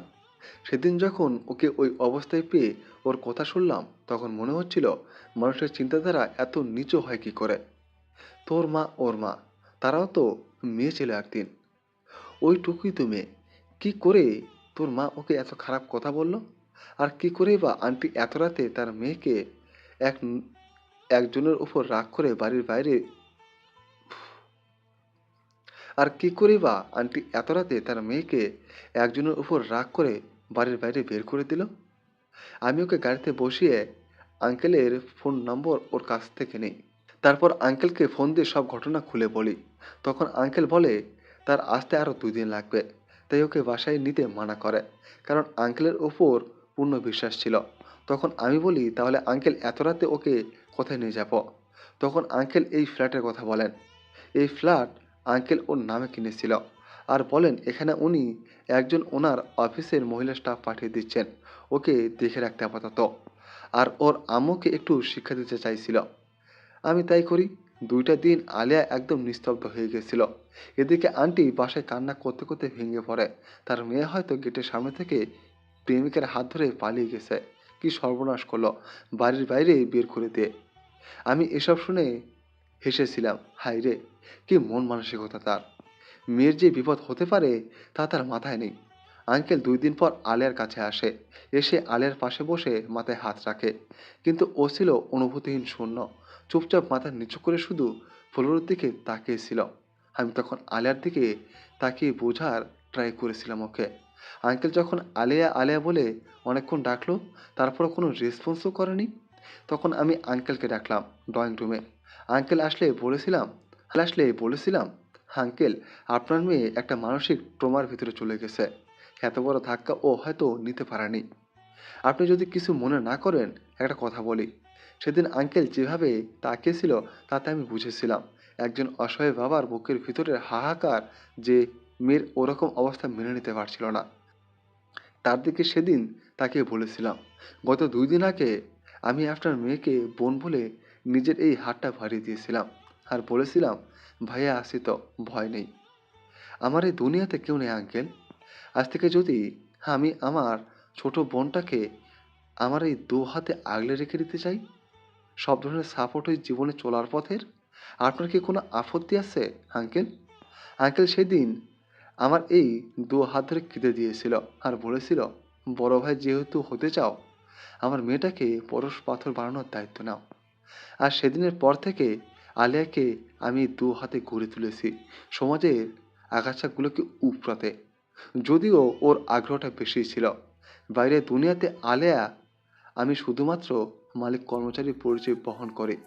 আর বাকিটা তুই জানিস কেন আলিয়া গানের শো করে বেড়ায়? বলে জাহিদ অরহানের দিকে তাকিয়ে বাঁকা একটা হাসি দিল। তারপর বলল, গিটার বাজিয়ে গানের এলার্মটা ভালোই দিয়েছিল, ভালো কাজে লেগেছে। সাপোর্টে আমি লোবানা আছি। অরহান পকেট থেকে ফোন বের করে একটা মেসেজ পাঠালো। তারপর জাহিদকে বলল, এবার আমাকে যেতে হবে। আমি চাই না আলিয়ার সামনে এভাবে দাঁড়াতে। খুব ভুল না হলে বলতে পারি ও আমার উপস্থিতি ঠিক টের পেয়েছে। যাই হোক, আমার ধারণা ভুল না হলে সকালে হয়তো পুলিশ আসবে। সামলাতে পারবি? জাহিদ বাঁকা হাসি দিয়ে বলল, তোর কি মনে হয় আমার সামলানোর অপেক্ষায় আছে আলিয়া? ওর সব রেডি করা আছে আগের থেকে, তবে পুলিশ আসার আগে ওর ঘুম ভাঙলেই হয়। অরহান মুচকি হাসি দিয়ে বলল, ভালোই ট্রেনিং দিয়েছেন, তবে চুরি করে আপনি যে আমার বোনকে ভাগানোর প্ল্যান করছেন এটা ঠিক না। অরহানের এই কথায় জাহিদ লোবানা দুজনেই একসাথে অবাক হয়ে অরহানের দিকে তাকালো। অরহান বলল, থাক, আর অবাক হতে হবে না। কাল একটা ইনভাইটেশন কার্ড আসবে, পরশু তোর বোনকে নিয়ে সেখানে পৌঁছে যাস। লুবানা, বাসায় চল। বলে অরহান রুম থেকে বের হয়ে গেল। জাহিদ বলে উঠল, দুটোই সমান লুবানা, কেউ কারো চাইতে কম যায় না। লুবানা মুচকি হাসি দিয়ে চলে গেল অরহানের পিছনে। সকাল 8:30। আলিয়া পিট করে চোখ খুলছে। হঠাৎ কিছু একটা মনে পড়তে ধপ করে উঠে বসে। আস্তে আস্তে বিছানা থেকে নেমে জাহিদের রুমের সামনে যে দেখে দরজা খোলা, তাই ভিতরে ঢুকে জাহিদের বিছানার সামনে দাঁড়িয়ে বলে, এই জাহিদ ভাইয়া, ওঠো বলছি, ওঠো না প্লিজ। কালকে আমাকে ওই কারখানা থেকে বাঁচিয়ে এনেছে, বলো বলো বলছি, ঘুম থেকে ওঠো। আলিয়ার ডাকে অনেক আগে জাহিদের ঘুম ভেঙে গিয়েছিল, কিন্তু লাস্ট করা প্রশ্নটা জাহিদের ব্যান্ড বাজিয়ে দিয়েছে। মনে মনে ভাবছে, এই রে সেরেছে, কি করি এখন, কি বলবো এই শেরনিকে? আল্লাহ আমাকে বাঁচাও প্লিজ, এবারের মতো বাঁচাও। আলিয়া আবার যেই জাহিদকে ডাকতে যাবে অমনি জাহিদের ফোন বেজে উঠল। জাহিদের চোখ বোঝা অবস্থায় হাতিয়ে ফোনটা রিসিভ করে কানের কাছে নিতেই ওপাশ থেকে যা বলল তা শুনে জাহিদ শুধু পাশ ফিরে ঘুরে আলিয়ার দিকে তাকিয়ে বাঁকা হাসি দিয়ে ওপাশের মানুষকে বলল, ড্রয়িং রুমে বসাও, আমি আর আসছি। জাহিদের দিকে তাকিয়ে আলিয়াও বাঁকা হাসি দিল। সে হাসির ভিতর অনেক রহস্য লুকিয়ে আছে। আলিয়া রুম থেকে বের হতে চেয়েও আবার জাহিদের দিকে ফিরে তাকিয়ে বলল, ভাইয়া গেম স্টার্ট হয়ে গেছে, কে এম সম্পর্কে ইনফরমেশন আমার চাই। জাহিদ আলিয়ার মুখে কেএম নাম শুনেই অবাক হয়ে গেল। ড্রয়িং রুমে বসে আছে 4 জন পুলিশ আর সেই কারখানা থেকে বাঁচিয়ে আনা 2 মেয়ের পিতা। এরই মাঝে ওখানে উপস্থিত হলো জাহিদ। তাদের উদ্দেশ্যে বলল, আপনারা এত সকালে ম্যামের কাছে, কোনো বিশেষ প্রয়োজন আছে নাকি? হঠাৎ সেই 2 মেয়ের বাবা বলে উঠল, আপনার ম্যামের শেষের জন্য কাল আমাদের মেয়ে দুটোকে হারাতে বসেছিলাম। আমাদের মেয়ের কিছু হলে তার দায়ভার কে নিত শুনে? অহেতুকে এসব গান বাজনা বন্ধ করুন আপনারা। এমন কথায় হঠাৎ কেউ বলল, যার জন্য আপনাদের মেয়েরা বিপদে পড়েছিল সেই কিন্তু আপনাদের মেয়েদেরকেই বাঁচিয়ে বাসায় নিরাপদে পৌঁছে দিয়ে এসেছে। আর আপনাদের নিরাপত্তার জন্য আমার 2 জন গার্ড আপনাদের বাসার সামনে ছদ্মবেশে পাহারা দিচ্ছে। এ ধরনের কথায় সবাই সামনে তাকাতেই দেখতে পায় নীল গাউন পরা হিজাবি মাস্ক পরিহিত একজন রমণী দাঁড়িয়ে আছে। আলিয়া এসে পাশে সিঙ্গেল সোফায় পায়ের উপর পা তুলে বসে পড়ল। তার পাশেই বসে আছে জাহিদ। তারপর আলিয়া বলে উঠল, বলুন কত টাকার বিনিময়ে মেয়ে দুটোকে ওই রকম বিপদের মুখোমুখি হতে পাঠিয়েছিলেন? আলিয়ার এমন কথায় সবাই যেন আকাশ থেকে পড়ল। পুলিশ 4 জন বলে উঠল, কি বলছেন ম্যাডাম আপনি? এরা কেন তাদের মেয়েকে বিপদে ফেলতে যাবে? এরা তো আপনার নামে কেস করতে চাইছে, তাই তো আপনার এখানে আনলাম কিছু জিজ্ঞাসাবাদের জন্য। সত্যি ঘটনা না জেনে তো আর কারো নামে কেস ফাইল করতে পারি না, আপনার মতো একজন নামি দামি মানুষের নামে। হঠাৎ এমন কথায় ওই 2 মেয়ের বাবার মুখ চুপসে যায়। এইদিকে একবার তাকিয়ে আলিয়া বলে উঠল, হ্যাঁ, সেই নামি দামি মানুষদেরকে সত্য উদ্ঘাটন করতে আসছেন। গরিব বা মধ্যবিত্ত পরিবারের কেউ হলে টেনে হিঁচড়ে থানায় নিয়ে যেতেন। আলিয়ার এমন কথায় পুলিশগুলোর মুখ দেখার মতো হয়ে যায়। যা দেখে জাহিদ মুচকি হাসি দিয়ে মনে মনে বলে, চান্দুরা কার কাছে কিসের গল্প নিয়ে এসেছো বুঝতে পারিনি। তারপর আলিয়া আবার বলল, হোয়াট এভার। তো আপনারা 2 জন কি ভেবেছিলেন বলুন তো? এত বড় একটা কাণ্ড ঘটাবেন বুঝতেও পারবো না আমি? খুব বাজে কাজ ছিল এটা। আমার কথা না হয় বাদই দিলাম, মেয়ে দুটো আপনাদের জন্যই তো রহমত। ইসলামে আছে মেয়ে সন্তান একটা পরিবারের বেশ্যহত। তাদের পিতা হয়ে রক্ষক না হয়ে ভক্ষকের হাতে ছেড়ে দিয়েছিলেন। কেমন পিতা আপনারা? সামান্য কিছু টাকার জন্য এই কাজটা করলেন আপনারা? ধিক্কার জানাই আপনাদের। সমস্ত ভিডিও আমার কাছেই আছে, সাথে আপনাদের মেয়েদের জবানবন্দি। যাই হোক, সেই জন্যই ওদের কোরবান দিতে গিয়েছিলেন। সেই আশা কেএম এর পূরণ হলেও আপনাদের মেয়ে সহ কাউকে কেএম ছাড়তো না। এতটা কাঁচা সে না তার কাছে। আলিয়ার এমন কথায় তারা ভেঙে পড়ে। তারপর হাওয়ামৌ করে কেটে ওঠে। মাফ করে দিন আমাদের, আমরা নিরুপায় ছিলাম। আমাদের গান পয়েন্ট রেখে আমাদের মেয়েদের এই কাজ করতে বলা হয়েছিল, জোর করে টাকা নিতে হয়েছিল জীবনের তাগিদে। তাদের অবস্থা বুঝতে পারে আলিয়া ধরার না দিয়েই বলল, ওসি সাহেব সব শুনলেন, বুঝলেন। এখন আপনারা যান প্লিজ, আমি রেস্ট করব। আমি কাল যথেষ্ট আহত হয়েছি, আর ওনাদের নিরাপত্তার ব্যবস্থা করুন প্লিজ। এই কথা বলে আলিয়া ওই স্থান ত্যাগ করলো। তারাও জাহিদের সাথে আর কিছু কথা বলে চলে গেল। সকাল সকাল খানবাড়িতে কলিং বেল বেজে উঠল। তাতে শারমিনারা বেশ খুশি হয়েছেন। তিনি জানেন কে এসেছে, তাই মেয়েটকে তাড়াতাড়ি দরজা খুলতে বলল। মেয়ে দরজা খুলতেই দেখতে পেল ওয়েস্টার্ন ড্রেস পরিহিত একটা মেয়ে। মেয়েটা মেয়েটকে পাশ কাটিয়ে ভিতরে ঢুকতে সোফায় বসে শারমিনারা বেগমকে ফুপি বলে জড়িয়ে ধরল। শারমিনারা মেয়েটাকে জড়িয়ে ধরেই বলল, এসে পড়েছিস মিলি, তোকে তো আমি গতকালই আসতে বলেছিলাম, কেন কাল এলি না? মিলি কিছুটা ন্যাকামি করেই বলল, ফুপি, তুমি কাল ফোন দিয়ে ওরহানের কথা বলার সাথে সাথে আমি আসতে চেয়েছিলাম, কিন্তু একটা ফ্রেন্ডকে কথা দিয়েছিলাম আগে তার বার্থডেতে যাব, আর সেটা কাল ছিল, তাই আসতে পারিনি। আচ্ছা এখন বলো তো ওরহান কোথায়? কতদিন ওকে দেখি না।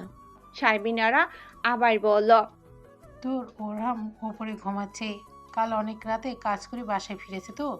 ও, তাহলে আমি বরং ওর জন্য 1 কাপ কফি নিয়ে যাই। আমি এখন এসে পড়েছি, অনেক দিন থাকবো তোমার কাছে। সে কি কথা, অনেক দিন থাকবি মানে? তোকে তো একেবারে রেখে দেবার কাজ সেরে ফেলবো আমি। এ কথায় মিলি একটু লজ্জা পাওয়ার ভান করলো, কিন্তু তখন লোবানা সিঁড়ি দিয়ে নিচে নামতে নামতে বলল, আম্মু তুমি পারো বটে, একেবারে রেখে দিবে না একেবারে এই বাড়ি থেকে বিদায় হবে তোমার ভাস্তি, তাই দেখো। শারমিনারা কিছুটা ধমকের সুরেই বলল, লুবানা ঠিক করে কথা বলো, বলে যাও না কিছুদিন পরে ও তোমার বড় ভাইয়ের বউ হবে। এই বাড়ির বউকে সম্মান দিয়ে কথা বলবে। দিন দিন বেয়াদব হচ্ছ তুমি, তোমাকে কি এই শিক্ষা দিয়েছি আমি? লোবানা কিছুটা তাচ্ছিল্য সুরেই বলল, তুমি আদেও কোনোদিন ভালো শিক্ষা দিয়েছো কি মা? তোমার ভিতর বিন্দুমাত্র কোনো অনুশোচনা বোধ আছে কি? তুমি যেমন ঠিক তেমন মানুষকে আমার ভাইয়ের জীবনে আনতে চাইছো, দেখো আদেও তোমার মনের আশা পূরণ হয় কি না। একথা বলে লোবানার ডাইনিং টেবিলে বসলো নাস্তা করতে। হঠাৎ অরহান সিঁড়ি দিয়ে নামতে নামতেই বলল, কি হয়েছে রে লুবানা, কার মনের আশা পূরণের কথা বলছিস? বলে কোনো দিকে না তাকিয়ে ডাইনিং টেবিলে বসে পড়ল। শারমিনারা আর মিলি দুজনে চুপসে গেল অরহানের কথা শুনে। তাই কথা ঘুরাতে মিলি সোফা থেকে উঠে এসে অরহানের পাশে একটা চেয়ারে বসে নেকামো করে বলল, ওরহান, কত হ্যান্ডসাম হয়ে গেছো তুমি। কতদিন পরে তোমাকে দেখলাম বলো তো, কেন এত বছর লাগালে আসতে? আমার কথা মানে আমাদের কথা তো একটাবার ভাবতে পারতে বলো, তুমি এমন করতে পারলে আমাদের সাথে? অরহান মিলির কথায় ডন্ট কেয়ার ভাব নিয়ে বলল, তোর বয়সে আমি বড় নাকি ছোট রে, যে ওরহান বলে ডাকছিস? প্রথমত বড় ভাই আমি তোর, দ্বিতীয়ত আমি কেন দেরি করে আসলাম টান দিয়ে তোর কি, তৃতীয়ত আমার মা আর বোন ছাড়া আমি কারোর কথা মাথায় আনি না।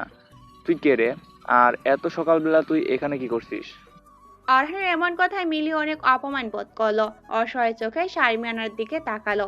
শারমিনারা কিছুটা ক্ষিপ্ত হয়ে বলল, কি ব্যাপার ওরহান, তোরা দুই ভাই বোন ওর সাথে এসব করছিস কেন? মেয়েটা তোর কথা শুনে সেই কত দূর থেকে ছুটে এলো, আর তোরা মেয়েটার সাথে খারাপ ব্যবহার করছিস।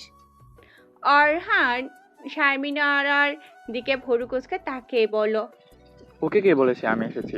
তুমি নিশ্চয়। কেন বলেছ? ঠিক আছে লুবানা, ও যখন এসেছে তখন ওকে 1 প্যাকেট চকলেট দিয়ে বিদায় করিস। মিলি এবার রেগে গিয়ে বলল, তুমি কিন্তু আমাকে ইনসাল্ট করছো। তোর আবার অপমান বোধ আছে নাকি? থাকলে তোর এই মুখটা নিয়ে আমার সামনে আসবি না। মনে রাখবি, তোর মতো বাজে ক্যারেক্টারের মেয়ে আমি দেখতে পারি না। এই ওরহান রেজওয়ান খানের বাড়িতে পা দিতে হলে ক্যারেক্টার ঠিক করে ভাইয়া বলে ডেকে তারপর পা দিবি। কাল রাতেও তো নষ্টামি করেছিস, আর তোর পোশাকে কি ছিলি?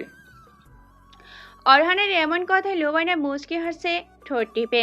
এদিকে মিলির মুখ চুপসে গেল অরহানের কথায়। মনে মনে ভাবছে, অরহানকে আমাকে কোথাও দেখেছে, ও কি আমার সম্পর্কে সব জানে? তাহলে তো সর্বনাশ হয়ে যাবে।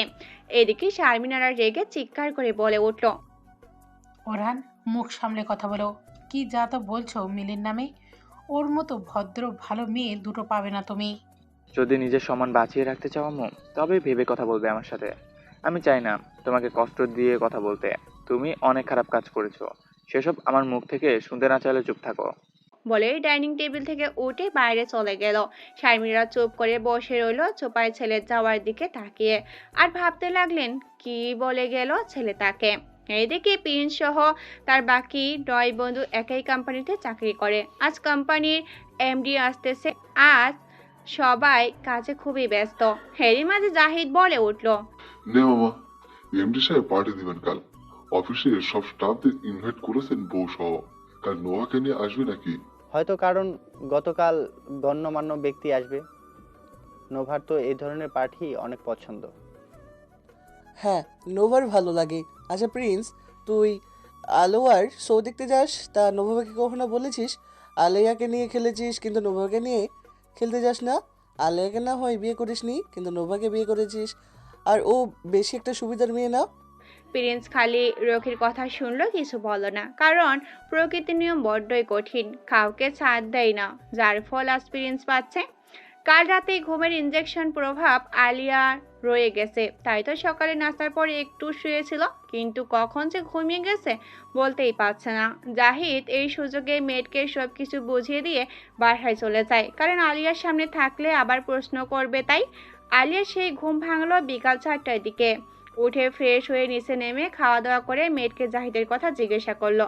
মেয়েট বলল জাহিদ একটু আগে বাসায় গেছে কাজে, কাল আসবে। তাতে আলিয়া যা বোঝার বুঝে গেল। তার নিজের রুমে গিয়ে আজকে অফিসের কিছু কাজ ল্যাপটপে বসে চেক করতে লাগলো। পরের দিন সকাল সকাল জাহিদ এসে হাজির হলো আলিয়ার ফ্ল্যাটে।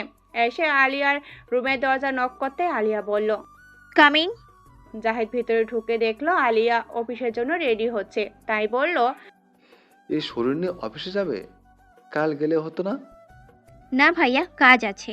আর তোমাকে আমি কিছু বলছিলাম, তার খবর কত দূর? সময় হলে পেয়ে যাবে, কিন্তু আজ খান গ্রুপ অফ ইন্ডাস্ট্রিতে একটা পার্টি আছে রাতে, সেখানে তোমাকে যেতে হবে। আলিয়া এই কথা শোনা মাত্রই চমকে উঠল। জাহিদকে বলল, ভাইয়া আমি যেতে পারবো না।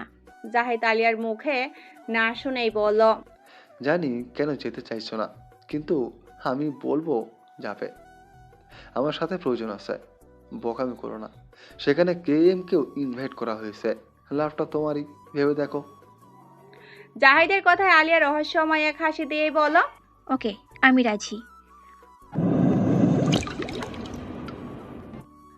সারাদিন অফিসের কাজ শেষ করে বাসায় এসে পার্টিতে যাওয়ার জন্য আলিয়া রেডি হচ্ছিল, প্রতিদিনের ফরমাল লুক। কিন্তু হঠাৎ করে লোবানা হাতে করে একটা প্যাকেট নিয়ে ঢুকে আলিয়ার রুমে। লোবানাকে দেখে আলিয়া ভোরু কুচকে বলল, হঠাৎ তুই এখানে?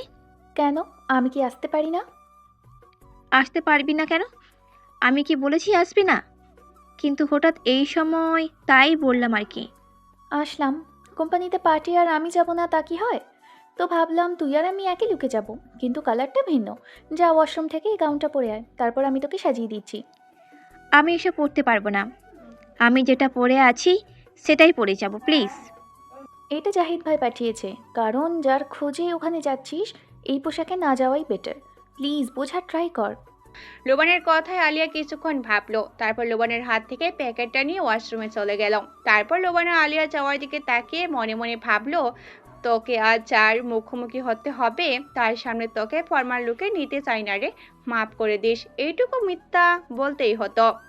ঢাকার একটি 5 স্টার হোটেলে বিশাল পার্টির আয়োজন করা হয়েছে। পার্টিতে অফিসের সব স্টাফরা সহ গেস্টরা উপস্থিত হয়েছে। হঠাৎ নবা প্রিন্সকে বলল, কি হলো, তোমাদের বস কোথায়? কতক্ষণ হয়ে গেল, এখনো পার্টি স্টার্ট করছে না কেন? প্রিন্স কিছুটা বিরক্ত হয়ে বলল, আমার সাথে এসেছো, খাও দাও, এনজয় করো।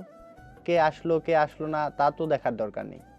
নবা চুপ হয়ে গেল। কিছুক্ষণ পরে প্রিন্সের বন্ধুরা প্রিন্সের কাছে আসলো। হঠাৎ 9টা গাড়ি এসে গেটের সামনে দাঁড়ালো। গার্ডসরা বের হয়ে সারি বেঁধে দাঁড়ালো, আর নাজমা গাড়ি থেকে নেমে ব্ল্যাক মার্সিডির দরজা খুলে দিতে বের হলো Orhan. Black shirt, black tie, black suit pant, black shoe, ফর্সা গায়ের রং, মুখে চাপদারি, চুল জেল দিয়ে সেট করা, বলতে গেলে যে কোনো মেয়ের স্বপ্নের পুরুষের মতো দেখতে। অরহান পিছনে ঢুকেই ইশারায় কি যেন নাজমাকে বলল, তাতে নাজমা মাথা নাড়ালো শুধু। অরহান ভিতরে প্রবেশ করে এক পাশে দাঁড়ালো। তখনই আরও 5টে গাড়ি এসে দাঁড়ালো গেটের সামনে। তা দেখে অরহান উপরে চলে গেল, কিন্তু নভা সেই কখন থেকে অরহানের দিকে তাকিয়ে আছে, যা আরিফের চোখ এড়ায় না। 5টে গাড়ির 4টা থেকে গার্ডসা নেমে পজিশনে দাঁড়ালো। তারপর জাহিদ নেমে ব্ল্যাক কারটার দরজা খুলতেই আলিয়া নামলো, তারপর লোবানা। আলিয়া আজ নজর কাড়া লুকে এসেছে। ব্ল্যাক গাউন সাথে ব্ল্যাক হিজাব, মাস্ক, ওড়নাটা একপাশে সেট করে দিয়েছে লোবানা। হরিণীর চোখগুলো খুবই সুন্দর করে সাজিয়েছে লোবানা। এমনিতে আলিয়ার চোখ আর আলিয়ার দেখতে পরীর মতো, আজ যেন আরো সুন্দর লাগছে। উপর থেকে অরহান প্রিয়তমাকে দেখে ঠোঁট কামড়ে হাসছে আর মনে মনে বলছে, আজও নিজেকে আবরুর মধ্যে রেখে এসেছো সবুজ পাখি। সমস্যা নেই, তোমাকে শুধু আমি দেখব মন ভরে, আর কেউই না।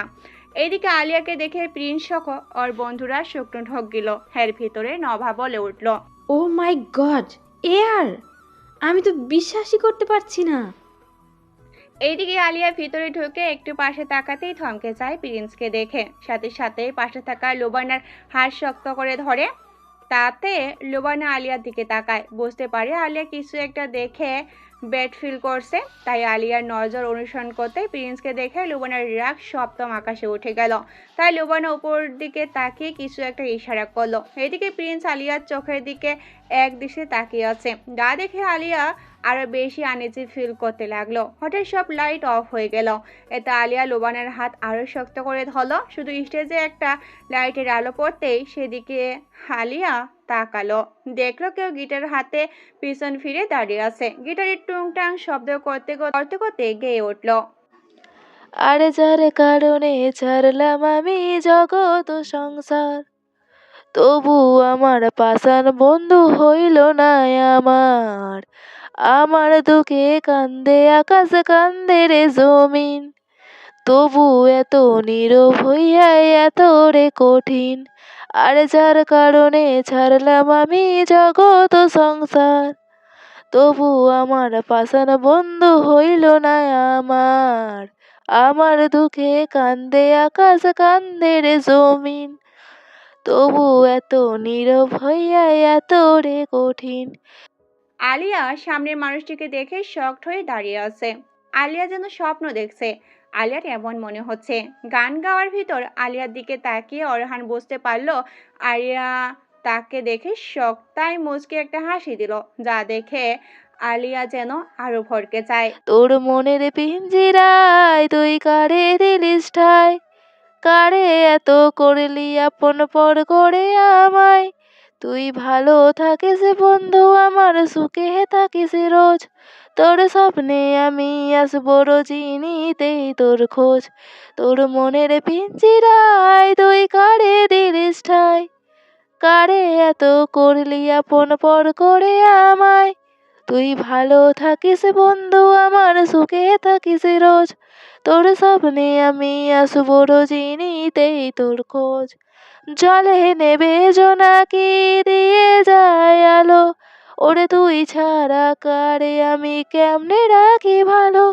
এ ভরা সূচনায় তুই কার সাথে, কার বুকেতে মাথা রাখিস কারে ভালোবেসে।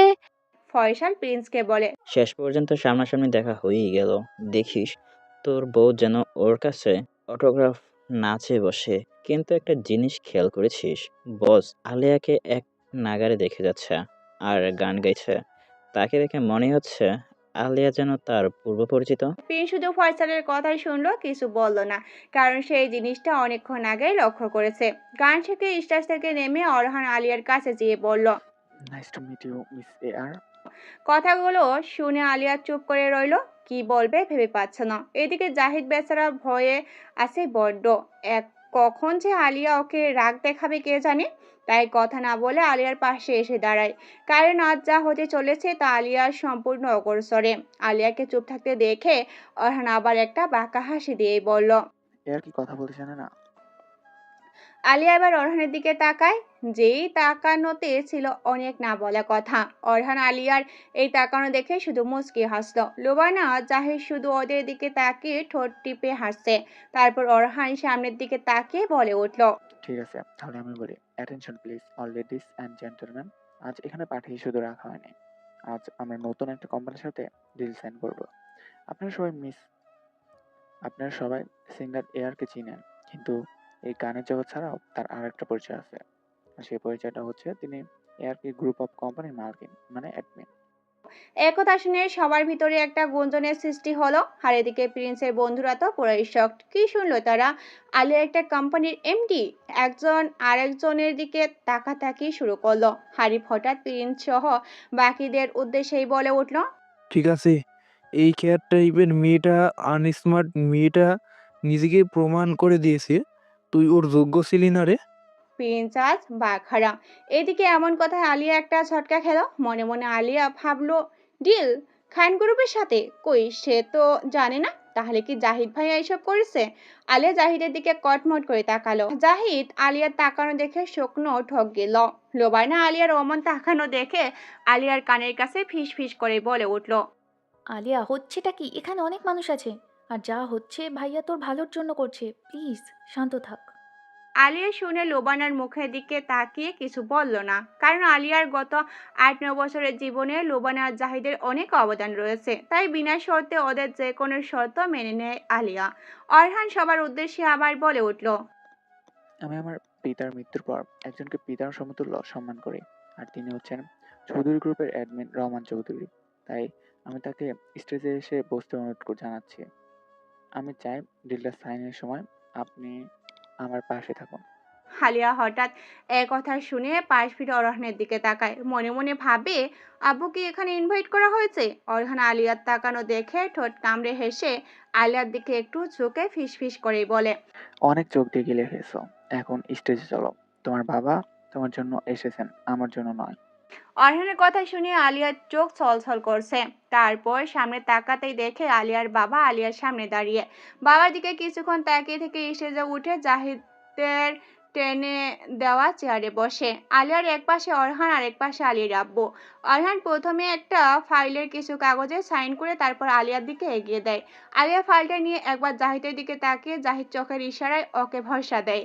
তারপর আব্বুর দিকে একবার তাকিয়ে ফাইলের প্রত্যেকটা কাগজে সাইন করে দেয় না পড়ে। কাগজগুলো দিয়ে সাইন হতেই আলিয়ার বাবা গোপনে চোখের পানি মুছল। অরহান ঠোঁট কামড়ে আলিয়ার দিকে তাকিয়ে হাসছে।